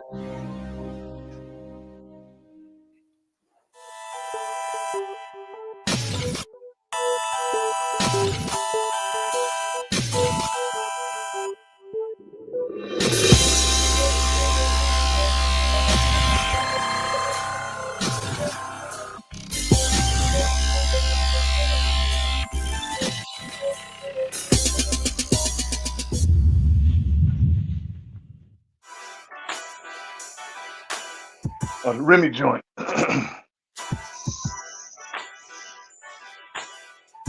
DJ Q11, man. We live here at the Ultra Lounge for Industry Night Live, man. We got my main man, DJ Shaun T, man. What's going on? What up, Q11? It's your man, DJ Shaun T, right here. 300 minutes of hip-hop and R&B. We do it big every Tuesday. We've been doing this for 2 years now. Shout out to Diesel Beast TV and the family. You know what I'm saying? We got the show started, Diesel Beast TV. We got the video show. We got all the artists, getting their interviews and everything. It's going down right here in this building. You know what I'm saying? All around Chicago. Tonight, we got my man Ben One, Future Boy, CD release, mixtape release. The man is off the chain. You got features with Shaun and Ludacris, Twister. My man gonna do his thing tonight. That's right. Tuesday, January 24th. Remember that date, 2012. Ben One is in the building. This kid's about to blow up. I'm telling you, he's off the chain on the R&B side. You know what I'm saying? So it's good to have him in the building. We got my man George Daniels in the building. Man, Dasher Jamal Small, DJ Jermaine, DJ Q, DJ Big. It's crazy up here right now. I'm telling you, this is the hottest spot in the Midwest. You know what I'm saying? If you're not here, when you come to Chicago, you nowhere. You know what I'm talking about? Real talk. You heard it here live here on Diesel Beats TV, man. DJ Shaun T, Ultra Lounge. You know what I'm saying? It's what it is. Yeah, that was dope. Yeah, take you. Yeah, remember that? Yes, sir. Right, Bees, you back, man. I'm back, bro. Y'all niggas is crazy. I told you we weren't gonna bring that up, but we'll keep it moving, man. Coach Steel is off the chain. Coach Steel being Coach Steel. But you used to bring a lot of DJs through the Ultra Lounge, though. Even though you created a lane. I remember I did a listening session. You helped me set up a listening session. We had Sean Mack, we had DJ Nero, we had DJ Big Pat. Rest in peace to Big Pat. We had a bunch of DJs come through, and you will blend my records on projects and show how to mix the record with whatever record that was popping, or either with other independent records, bro. So you brought a lot of DJs through every platform that you had as well. You know what I'm saying? that was dope. Like, what made you at that point like, I'm gonna bring these DJs? You just trying to connect the dots for us artists, or you was just trying to show them there's a way to break these artists' records? He ran out of minutes. Yeah, like we just dropped T. Yeah, he got an Obama phone, y'all. We sorry. He dropped out, man. But Cole, you was hilarious, bro. I actually forgot about the Argo Fuss and Fight record. Is that still on YouTube? Let me see. It had Implicit on there. It had Rug. It had Cole Still and I Mecca on there. remember that. Hold on. Let me see if I And can Cole find was it. pissed because he had a dope ass record. And who was holding it up? Was it Mecca? Was it my camp holding that up? Cole Still, was you mad at us in our camp because our artist Mecca wasn't showing up to these performances? Where's Mecca at, man? He's scared of Bam. Thinking of DJ Bam, he was there in the movement too. He was part of the 8-9 clique, wasn't he? One Bam 8-9, bro. I don't know who. Did y'all plug him to be 8-9? I mean, one time out of Adriana, since he bringing up Bam situations, man. Bam was under the light skin act, man, and Bam caught the worst end. We love Bam. Bam, that's the guy. But we do a Miguel concert. We deep as hell at Adriana's. I got like 50, 60 people show up just for me to see me perform, just off of my ticket sales hand in hand. You know what I'm saying? They cut my music, and I forgot who was managing over there at Adriana's, but I jumped off stage. I remember it was All Style DJing and Marlon back there on the board. So I jump off stage and shit. I rush over there. I know my shit was less than 7 minutes. I had a 7-minute performance. We had it timed out, right? My shit was 6 minutes or something. They cut my music because they didn't want, you know, that gangster rap because it was a Miguel concert. But why put me on it? You know what I'm saying? So I go over there. I always talk animated. Oh man, why y'all cut my music? Randy Mack come over there, still on. It was Dan. Dan was managing Adriana. He's still on Dan. Boom. They come behind the booth. Man, I grab a Nuvo bottle, try to hit him, and it hit Bam. Bam like, you hit me with a Nuvo. It just used to be crazy. Fun times, though. We can laugh about it now. We can laugh. Yo, I'm back. We can laugh You got me back in? We got you back. You got me back? Yeah, okay, we got look. you back in. All right. So no, you want to go there, man? Me and Bam was doing a show with what's the artist name that was signed to T.I.? Who was signed to The T.I.? dark skinned cat. Dro. We doing a Young Dro show at UIC. I see Bees and Ye and Bees' brother throwing cameras and shit, fighting. I'm like, Not throwing Dro cameras. performing. Dro still performing. They fighting the cameraman. I'm like, what are they doing, man? All you see is them braids and shit. You know, Bees. I'm like, what is they doing, man? Like, what's up with these cats, man? We like, man. Then they stopped the show. All you heard was cameras and I mean, I'm talking about the camera stands and chairs and shit being thrown. I'm like, oh my god. And it's like Dog Mom's making a name for themselves. You feel me? Man, I'm sorry about all our mishaps. I ain't sorry, but I'm sorry. You know, we have fun. We didn't kill each other. I tell people all the time that it was hip hop. It was street guys from all different sets, like we say. Yeah. We didn't kill each other over the rap shit. Whatever happened outside of that shit was what it was. But we did come together. Y'all built 1/8 music group, you know what I'm saying? And we was all through the cities, man. I was telling Cole, I remember coming to one of them shows where they brought Benny Siegel and we was in a fucking car wash, bro. Dark as hell. I left that motherfucker like, we could have died that night, nigga. What the fuck? It was dark as shit in that car wash, bro. And these niggas got Benny Siegel doing a concert, packed in the motherfucker. So we made a way, bro. And that's the beauty of this shit, man. Yeah. We had a lot of fun. We talked a lot of shit. We made a lot of history. We made money off of this shit. You know what I'm saying? We built brotherhoods. Man, it was fun, bro. And made dope music in the process. Hell yeah. Hell it was always something, but we still kept going, you know. It was just amazing, man. And I just seen so much that it's like I'm talking about as far as brotherhood, you know what I'm saying? It's a lot, man, and I'm proud of everybody, man. You know what I'm saying? My man Bo G, I never forget. He came to Reno 5. He was by himself. He was like, "Man, can you bring my record, man?" And the record was the record that you was on with them. Bees. Remember that record? What's the record y'all had together? I remember With because you OG put it on on the Yeah. mixtape. We Out Yeah, Here? I played it right there for him. And I'm like, okay, I like this cat because he would come out, Boji would come out every Tuesday when I was spinning. And I was like, man, and I kept in tune with him. Then he started dealing with that camera. I was like, man, you need to film some movies, man. You know what I'm saying? And look at him now. I ain't trying to say I took the credit for it. I'm sure some other people told him the same thing. But the fact that I would take time and look at everybody's strong points, you know what I'm saying? What's best for him. You feel me? And Yeah, that's dope. Right. Stan, Yeah, you always been good on production. Stan, you just too smart. You did everything. Videos, I'm like rap. you. I'm like you, but for the mob, man. Just Yeah, finding you where did the gaps everything. were and just getting in and say like, this is what we need to figure it out. Let's do it. Yeah. You did everything. And I see what Cole talking about Jack Frost. I don't know. No. Hey man, we gotta get Coco on here too, man. Coco Man, worked a that's lot crazy, of the doors. man. Oh my God. You got a lot of stories too. Man, it's so dude. I got at least about 20 more. I ain't even talk about them. No, I'm talking about we can't. It's funny though. They're funny. They're not really malicious or anything like that. If they funny, definitely, bro. They funny, man. But you got that video? The argue, fuss, and fight. Yeah, let's go down memory lane. Yeah, I got that. I got that. I can definitely share that. Let me get it up. Yeah, let's say we're gonna take it back, man. I like, man, I forgot about argue, fuss, and fight. That's crazy, bro. This was dope. I remember being at this video shoot with them too. Yeah, we all came. It was cold as hell over there in that building. It was freezing there. Thanks. Hold on, I don't hear it though. Oh, that's my. And I remember that chain, Cole.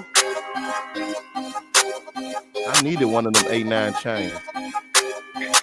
You should have snatched. I got your furs, your minks, your diamond Gucci links, and you still want I still money be like my running this last name Bricks. Let me tell you something. Tell you something. I don't owe you nothing. I don't owe you nothing. I got the cards in my name. I'm tired of playing games. Talking things gon' be different. Ain't a damn thing changed. Let me tell you something. Tell you something. I don't owe you nothing. I don't owe you nothing. You got it twisted thinking you the queen of the sea. When I pay for your shoes, clothes, nails, and your weed. You're bogus like Britney, bougie like Beyonce. We ain't married, I ain't even your fiance. I never asked about Andre and Dante, Puerto Rican Ricky and my homeboy Fonte. Now that you know that's my ombre, I just wanna say adios, cause I'm going on my break. Adios, holla back, see you later. 2 fingers in the sky piece, but I got you down, I'm greater.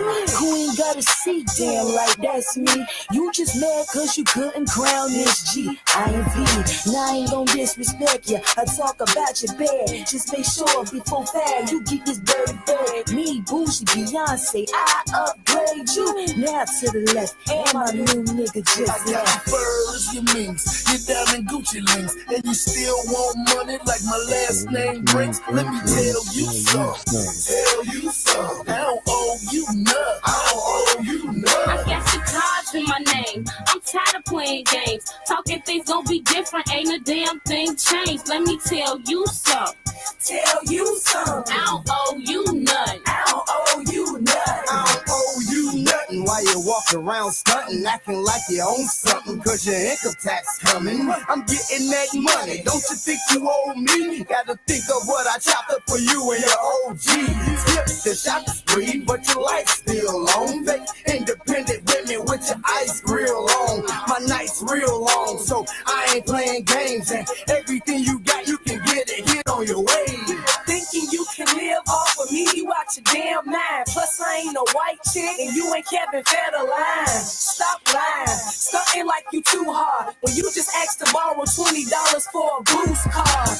I'm too smart, no I ain't no dummy. Only way you gon' cop is with my college loan money. Funny, say gangster, but ain't did a bid yet. Stop acting like I got you trapped, I ain't had your key I got yet. your furs, your minks, your diamond Gucci links, and you still want money like my last name Bricks. Let me tell you something. Tell you something. I don't owe you nothing. I don't owe you nothing. I got the cards Barz for my name. I'm tired of playing games. Talking things gon' be different. Ain't a damn thing changed. Let me tell you something. Tell you something. I don't owe you nothing. I don't owe you nothing.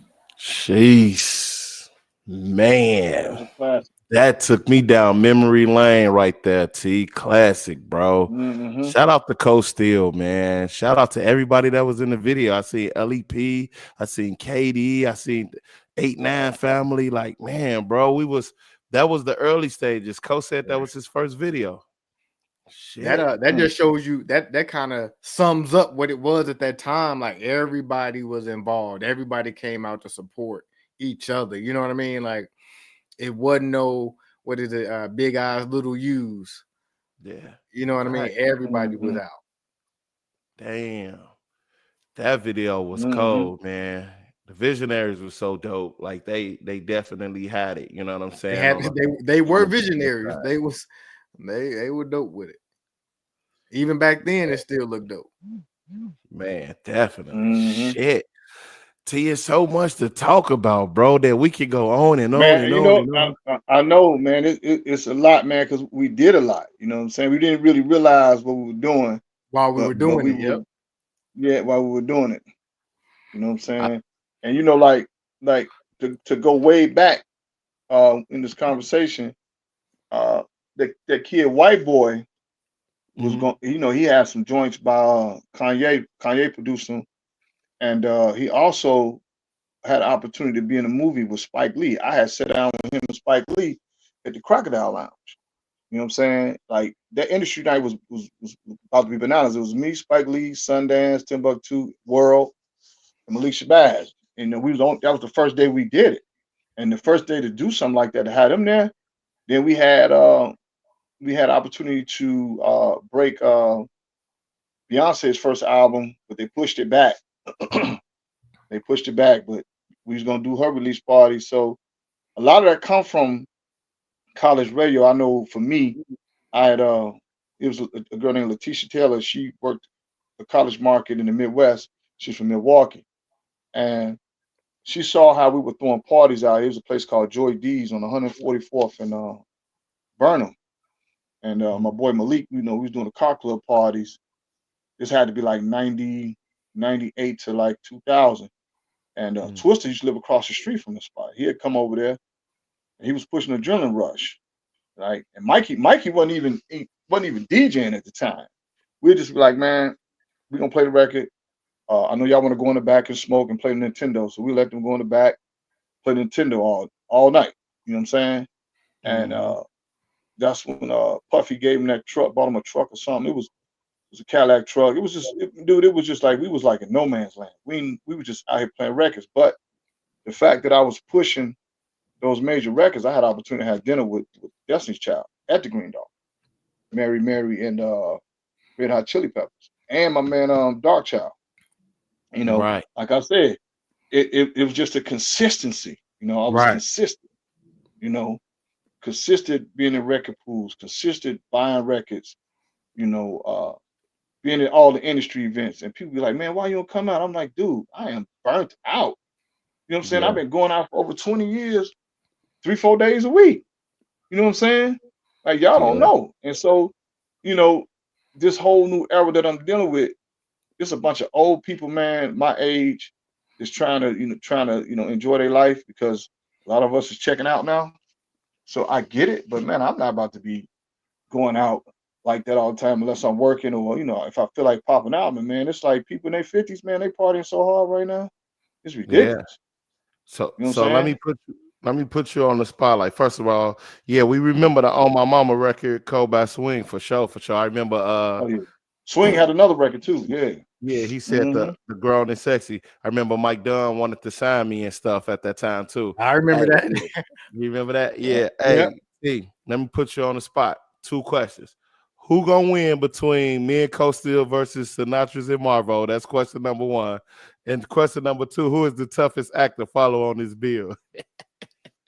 And hold on. Let's show him. Let's remind him who all on the bill. Who gonna win between me and Coach Steele on teams against Sinatra's and Marvo first? Man, come on, man. You know Sinatra Marvel finna tie y'all up, bro. They finna kill y'all. They about to come with them bars, man. They about to, man. Dude. I hate to say it, but I gotta be honest. You know what I'm saying? And Coach still on team Marvo Cole. Shaun T is team. Shaun T is team Marvel and Sinatra. Y'all one up on us. Man, Sinatra. Man, you know what? I love Sinatra's, man. Like, man, I wish he just had a super dope ass DJ that could make him work. You know what I'm saying? I always tell him that. You know what I'm saying? I tell him that, man. You know what I'm saying? You know what I'm saying? He got them bars off the chain. Man. You know, them punchlines.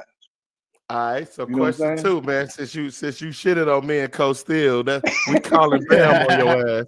But give him a call, man. Come on, hey, that's my Pisces brother, man. Come on, man. Don't do that, man. Who gonna be the toughest show to follow on here? Let me see. Hold on. I ain't gonna lie. Look. I ain't gonna lie. This gonna be funny. If y'all remember y'all lyrics, y'all gonna win it all. You say if they remember the lyrics, huh? Can't remember the lyrics. Gotta remember the lyrics now. You know what I'm saying? So hold on. So you said me and Coach Steele gonna win it all? If y'all remember y'all lyrics, if on putting the records together, I'm talking about on the records on the song side. See, they can freestyle. You know what I'm saying? Y'all got records, y'all got hit songs. So I think because the crowd participation gonna probably get more involved with y'all with that. But out of everybody, Sweet Juice's got a mean show. Hot got a mean show. Walking around the club, legging the heels, up and down. You know what I'm saying? Sinatra's did have some people turn up, but a lot of people watch because he got bars. So Cole, he got records that people when break it down and bag it up, depending on what he performed, right? I don't know exactly what Cole performing. Who is the toughest act to follow individually? Yeah, individually. Who you think is gonna be the individually? hardest? Yeah. Oh man, tough lineup. Tough lineup. That's a tough lineup, because y'all all got a different style. You know what I'm saying? Real talk.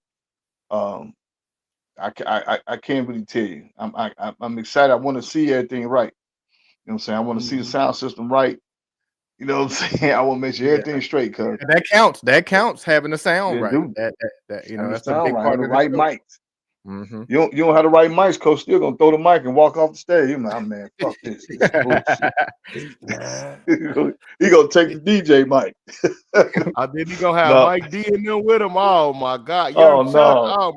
See, they're not gonna beat Coach Steele, bro. It's gonna be hard to beat Coach Steele because it's gonna be young Chuck.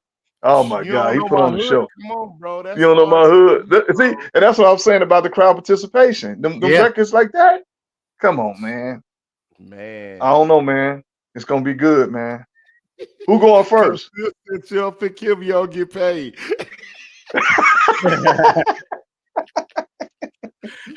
You know what I'm saying? Yeah, it's gonna be so who going first? They said they volunteered me to go last, so I'm going last. Okay. So. And then he letting them work out the rest of it on their own.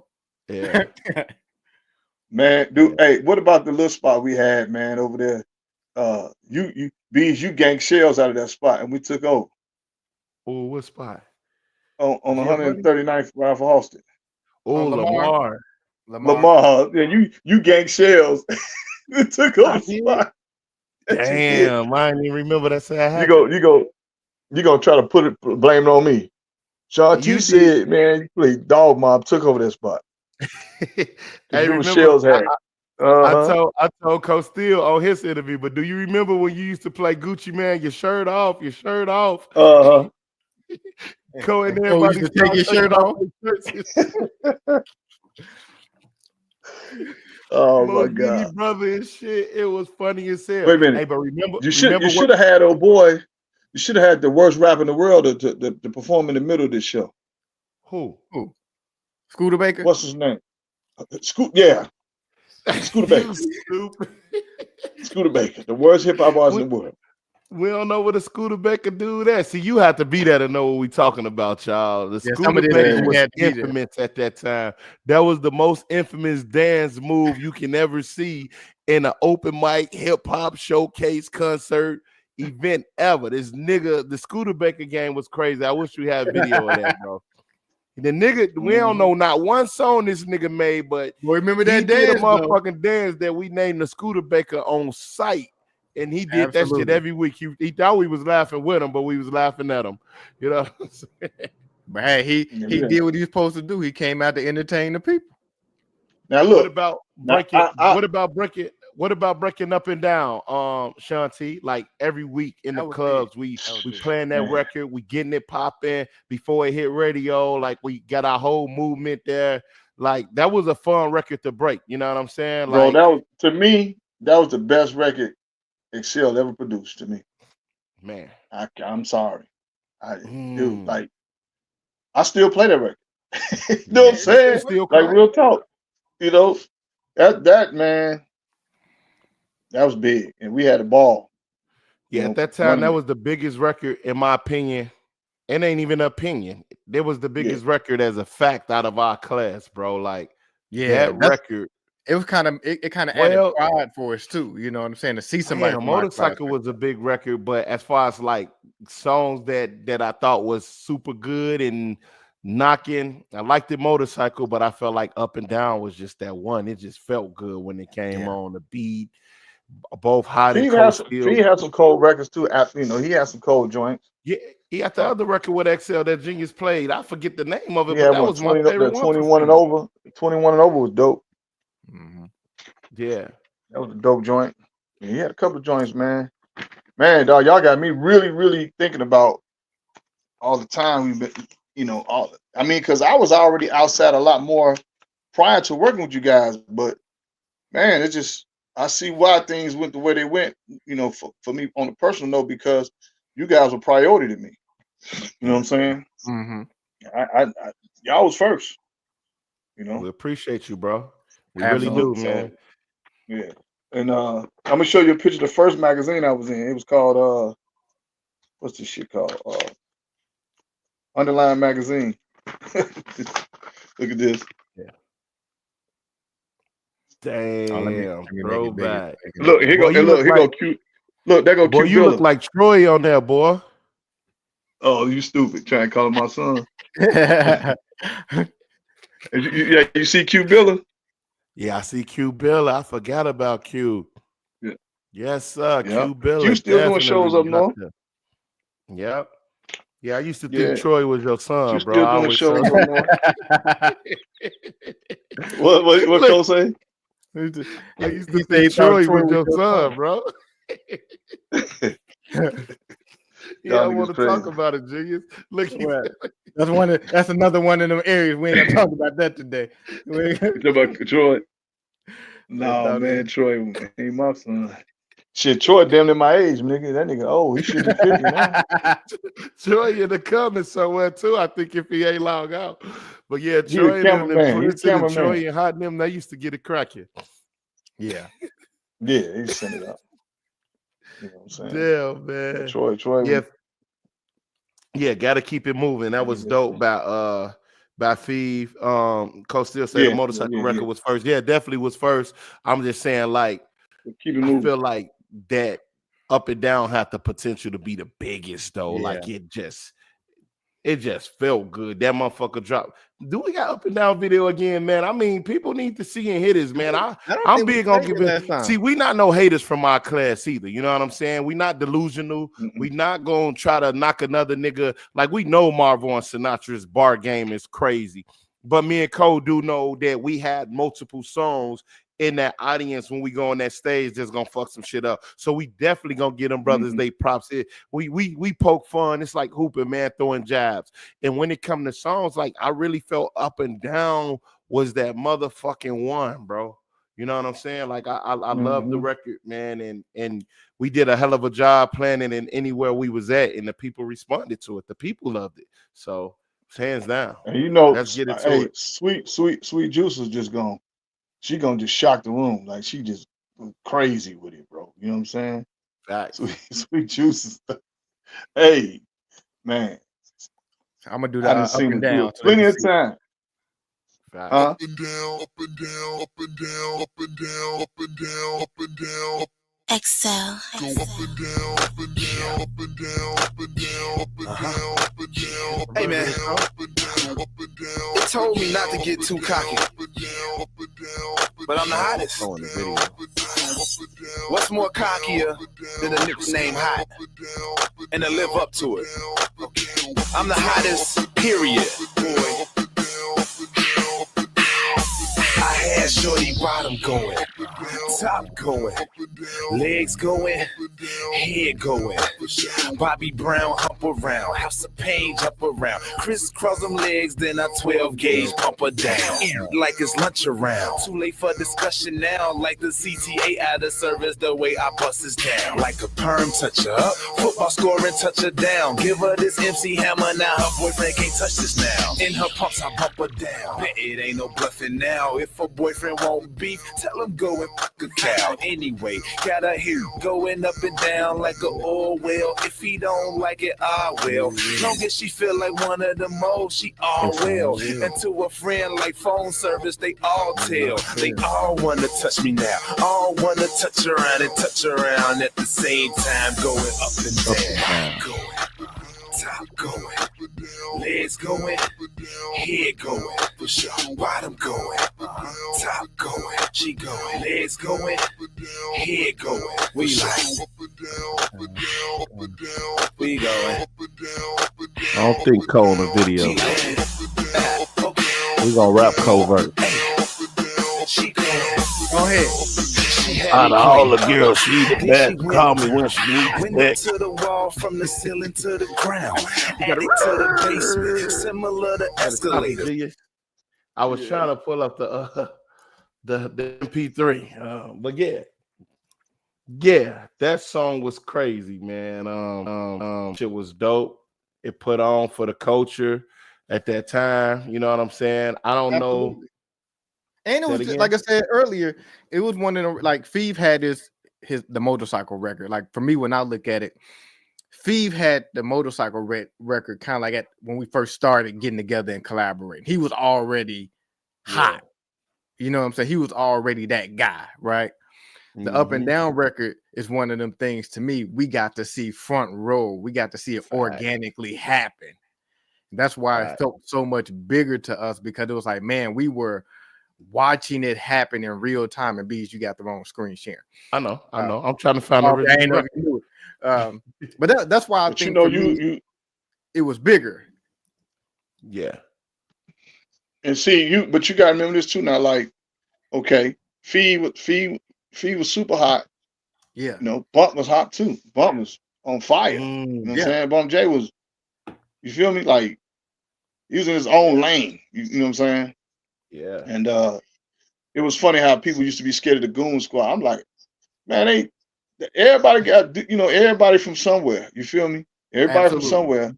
But when you're dealing with music, it humbles cats up, because they're being exposed to, an atmosphere where they can grow. And you always gonna have some knucklehead in the crew. You know what I'm saying? That fuck shit up. But I can say this: I've never had no problems with the Goon Squad, man. They, I had them on a couple of shows. They did their thing. They left. I've heard stories, but then people used to try to compare, Feeve and Bump, keeping up bullshit. You know what I'm saying? And Feeve won. He stood 10 toes down. Like, man, I'm Feeve. I'm gonna do me. And I was so happy to see, cats from the crib getting signed at that time. Bump, Feeve, Kanye. You know what I'm saying? And there's a few other cats that were signed. So we had probably about 10 artists, man, to be honest with you, early 2000, that was making moves out here. Yeah. And Feeve definitely brung it up, just the voice of Bump J himself. You know what I'm saying? A lot of people used to kind of get it confused, like, yo, is this bump or is this feed? And then, what comes along with it. You trying to sound like me and X, Y, and Z, whatever the case is. We poke fun on the light side, but I didn't want to bring that up in the convo. But Feed brung it up himself and he talked about it. And I'm just glad we're at a point in life where we can talk about certain things and laugh about certain things because we were able to survive them, go through it and survive it. You know what I'm saying? So that's why I say this is a big celebration of us, man, our peers, man, us who built this thing, man, because to me, I swear it's so significant. You'll see the legends and the GOATs and nothing but big ups and props to the GOATs and the legend for what they did for the city and the culture of Chicago. But it was a point where we definitely held the city down, lifted the city up, kept the city going. You know what I'm saying? And we don't get recognition for that because we wasn't signed. Most of us wasn't signed to labels, and we wasn't documenting it on the internet like how they're able to do now. Right. So that's why we're gonna talk about it. We're gonna keep it alive. I'm gonna make sure anything that's got to do with me that they know who was these people who was putting on for the city. We really did that. Now I'm glad you said putting on for the city. It became contagious after a while. You know what I'm saying? After a while, yep, everybody started doing it. Yeah, because you had Don Ski. He started throwing shows. You know what I'm saying? Mm-hmm. And, he was pushing Jay Lynn real hard. And then he kept AK and them. He was working with Do or Die. You know what I'm saying? Always working with Crucial Conflict, all the guys from out west. And it just became one big family. Crucial Conflict used to come up to Tini Martini on Tuesdays also. I'd be like, bro, y'all going to green room because y'all too big for this stage. You know what I'm saying? I was like, I would always want to book them. But I was just like, man, I would want them to get, in a bigger situation. But guess what? They were still there with us. You know what I'm saying? Cold Hard was there all like shit every other week. And man, Twister came a few times too, man. So it was a lot of love in the building. And it take a village, man. It wasn't just, it just wasn't me. I was just facilitating it because of the opportunities. And a big shout out to my man DJ All Styles. I like All Styles, man. Like he tell the truth. You know what I'm saying? Yeah. And I mean, we had a DJ meet and greet with LEP. And he told him, he said, man, he said, man, people scared of y'all music. You know what I'm saying? And then he was like, man, these white people embrace our music. What you mean? I said, man, but you gotta understand, man, cats from the hood, they really scared of each other. Yeah. You feel me? And that's really what it is. It's like we shouldn't be scared of each other. And then you in this one room, man, you got 6 or 7 sets in one room, man. Everybody get along, want to do features together. Like I said, big shout out to Coach Steele and Bo Deal, man. They was able to build an alliance like that, man, on their leadership. I was just rolling with it. Facts. And, well, again, man, we've been on here. This is our longest interview. It's 2 hours now. And like I said, we can talk forever. T, we definitely appreciate you taking our time, and we definitely want to do it again soon. And you definitely need a documentary that we talked about, bro. It's coming, man. You know what? I'm gonna say one thing, man. We got a big shout out to the young ladies, man. Lip gloss on the mic. You know what I'm saying? Yeah. That was a little movement, Facts. That was super dope. You know what I'm saying? Yeah. Them girls is going hard. Get in the whole crew for sure, definitely. Man, we gonna play this record, man, because the co-verse need to be heard on this, and I hope they perform it that night. I don't know. We will see. That'll be dope to see if Co and Hot get up there, perform up and down. Hostiles on the bill too, right? Is Hostiles on the bill? I don't know if the whole crew, Fly Cool Club and Drastic on there. Yeah, Fly Cool. Yeah. And so, they perform well too. Up and down, up and down, up and down, up and down, up and down, up and down. Excel. Go up and down, up and down, up and down, up and down, up and down, up and down. Hey man, up and down, up and down. it told me not to get too cocky, but I'm the hottest. What's more cockier than a nigga named Hot and to live up to it? I'm the hottest, period, boy. I had ass going, titties going, legs going, head going. Bobby Brown hump around, House of Pain up around, crisscross them legs, then a 12 gauge pump her down. Eat it like it's lunch around. Too late for discussion now, like the CTA out of service. The way I bust this down, like a perm toucher up, football score and touch her down. Give her this MC Hammer now, her boyfriend can't touch this now. In her pumps I bump her down, bet it ain't no bluffing now. If her boyfriend won't beef, tell him go and fuck a cow. Anyway, got her head going up and down like an oil well. If he don't like it, I will. Long as she feel like one of the moles, she all will. And to a friend like phone service, they all tell. They all wanna fuck me now. All wanna fuck around and fuck around at the same time. Going up and down. Ass going, titties going, legs going, head going, for sure. Ass going, titties going, yeah, legs going, head going, for sure. It's your boy Coach Steel, 8-9 in the building. Actually killing with this, man. You a fool for this, boy. Let's get it. Out of all my girls, she's the best. Call her when I need her sex. Kiss my neck, Jimmy start to growing like a chia pet. All she gotta be is legal. I don't even need a vet, but I keep a couple. Never know when I'ma need a check. Got so many chickens, I'ma need a nest. You can have her boobs and buns, cause I only need a neck. And listen to the ladies yelling he's a mess. Till I work him like a job, then they saying he is blessed. Had a nookie shooting like I need a vest. Energize a bunny with it, I don't even need to rest. And Carrie Hilson fine, but she would be my ex. She stay calling my phone, know every time I check I see a text. Close my room door so you can see what's next. Turn into a cannibal soon as she let me see the flesh. Her body lotion got her smelling like a tangerine, while I'm bouncing up and down, rolling like a trampoline. Ass going, titties going, legs going, head going, for sure. Ass going, titties going, she going, legs going, head going, we going, we going. You play the wrong verse, boy. Hey yo, she going. If you bad and you give a glance, maybe you can get a chance. Old enough to ride, I got 6 flags in my pants. And it's a long ride, that's why the long line, the GOAT ride, cause it's the greatest of all time. Because I go at it, get it, it's no challenge. I green like relapse, cause I'm a go addict.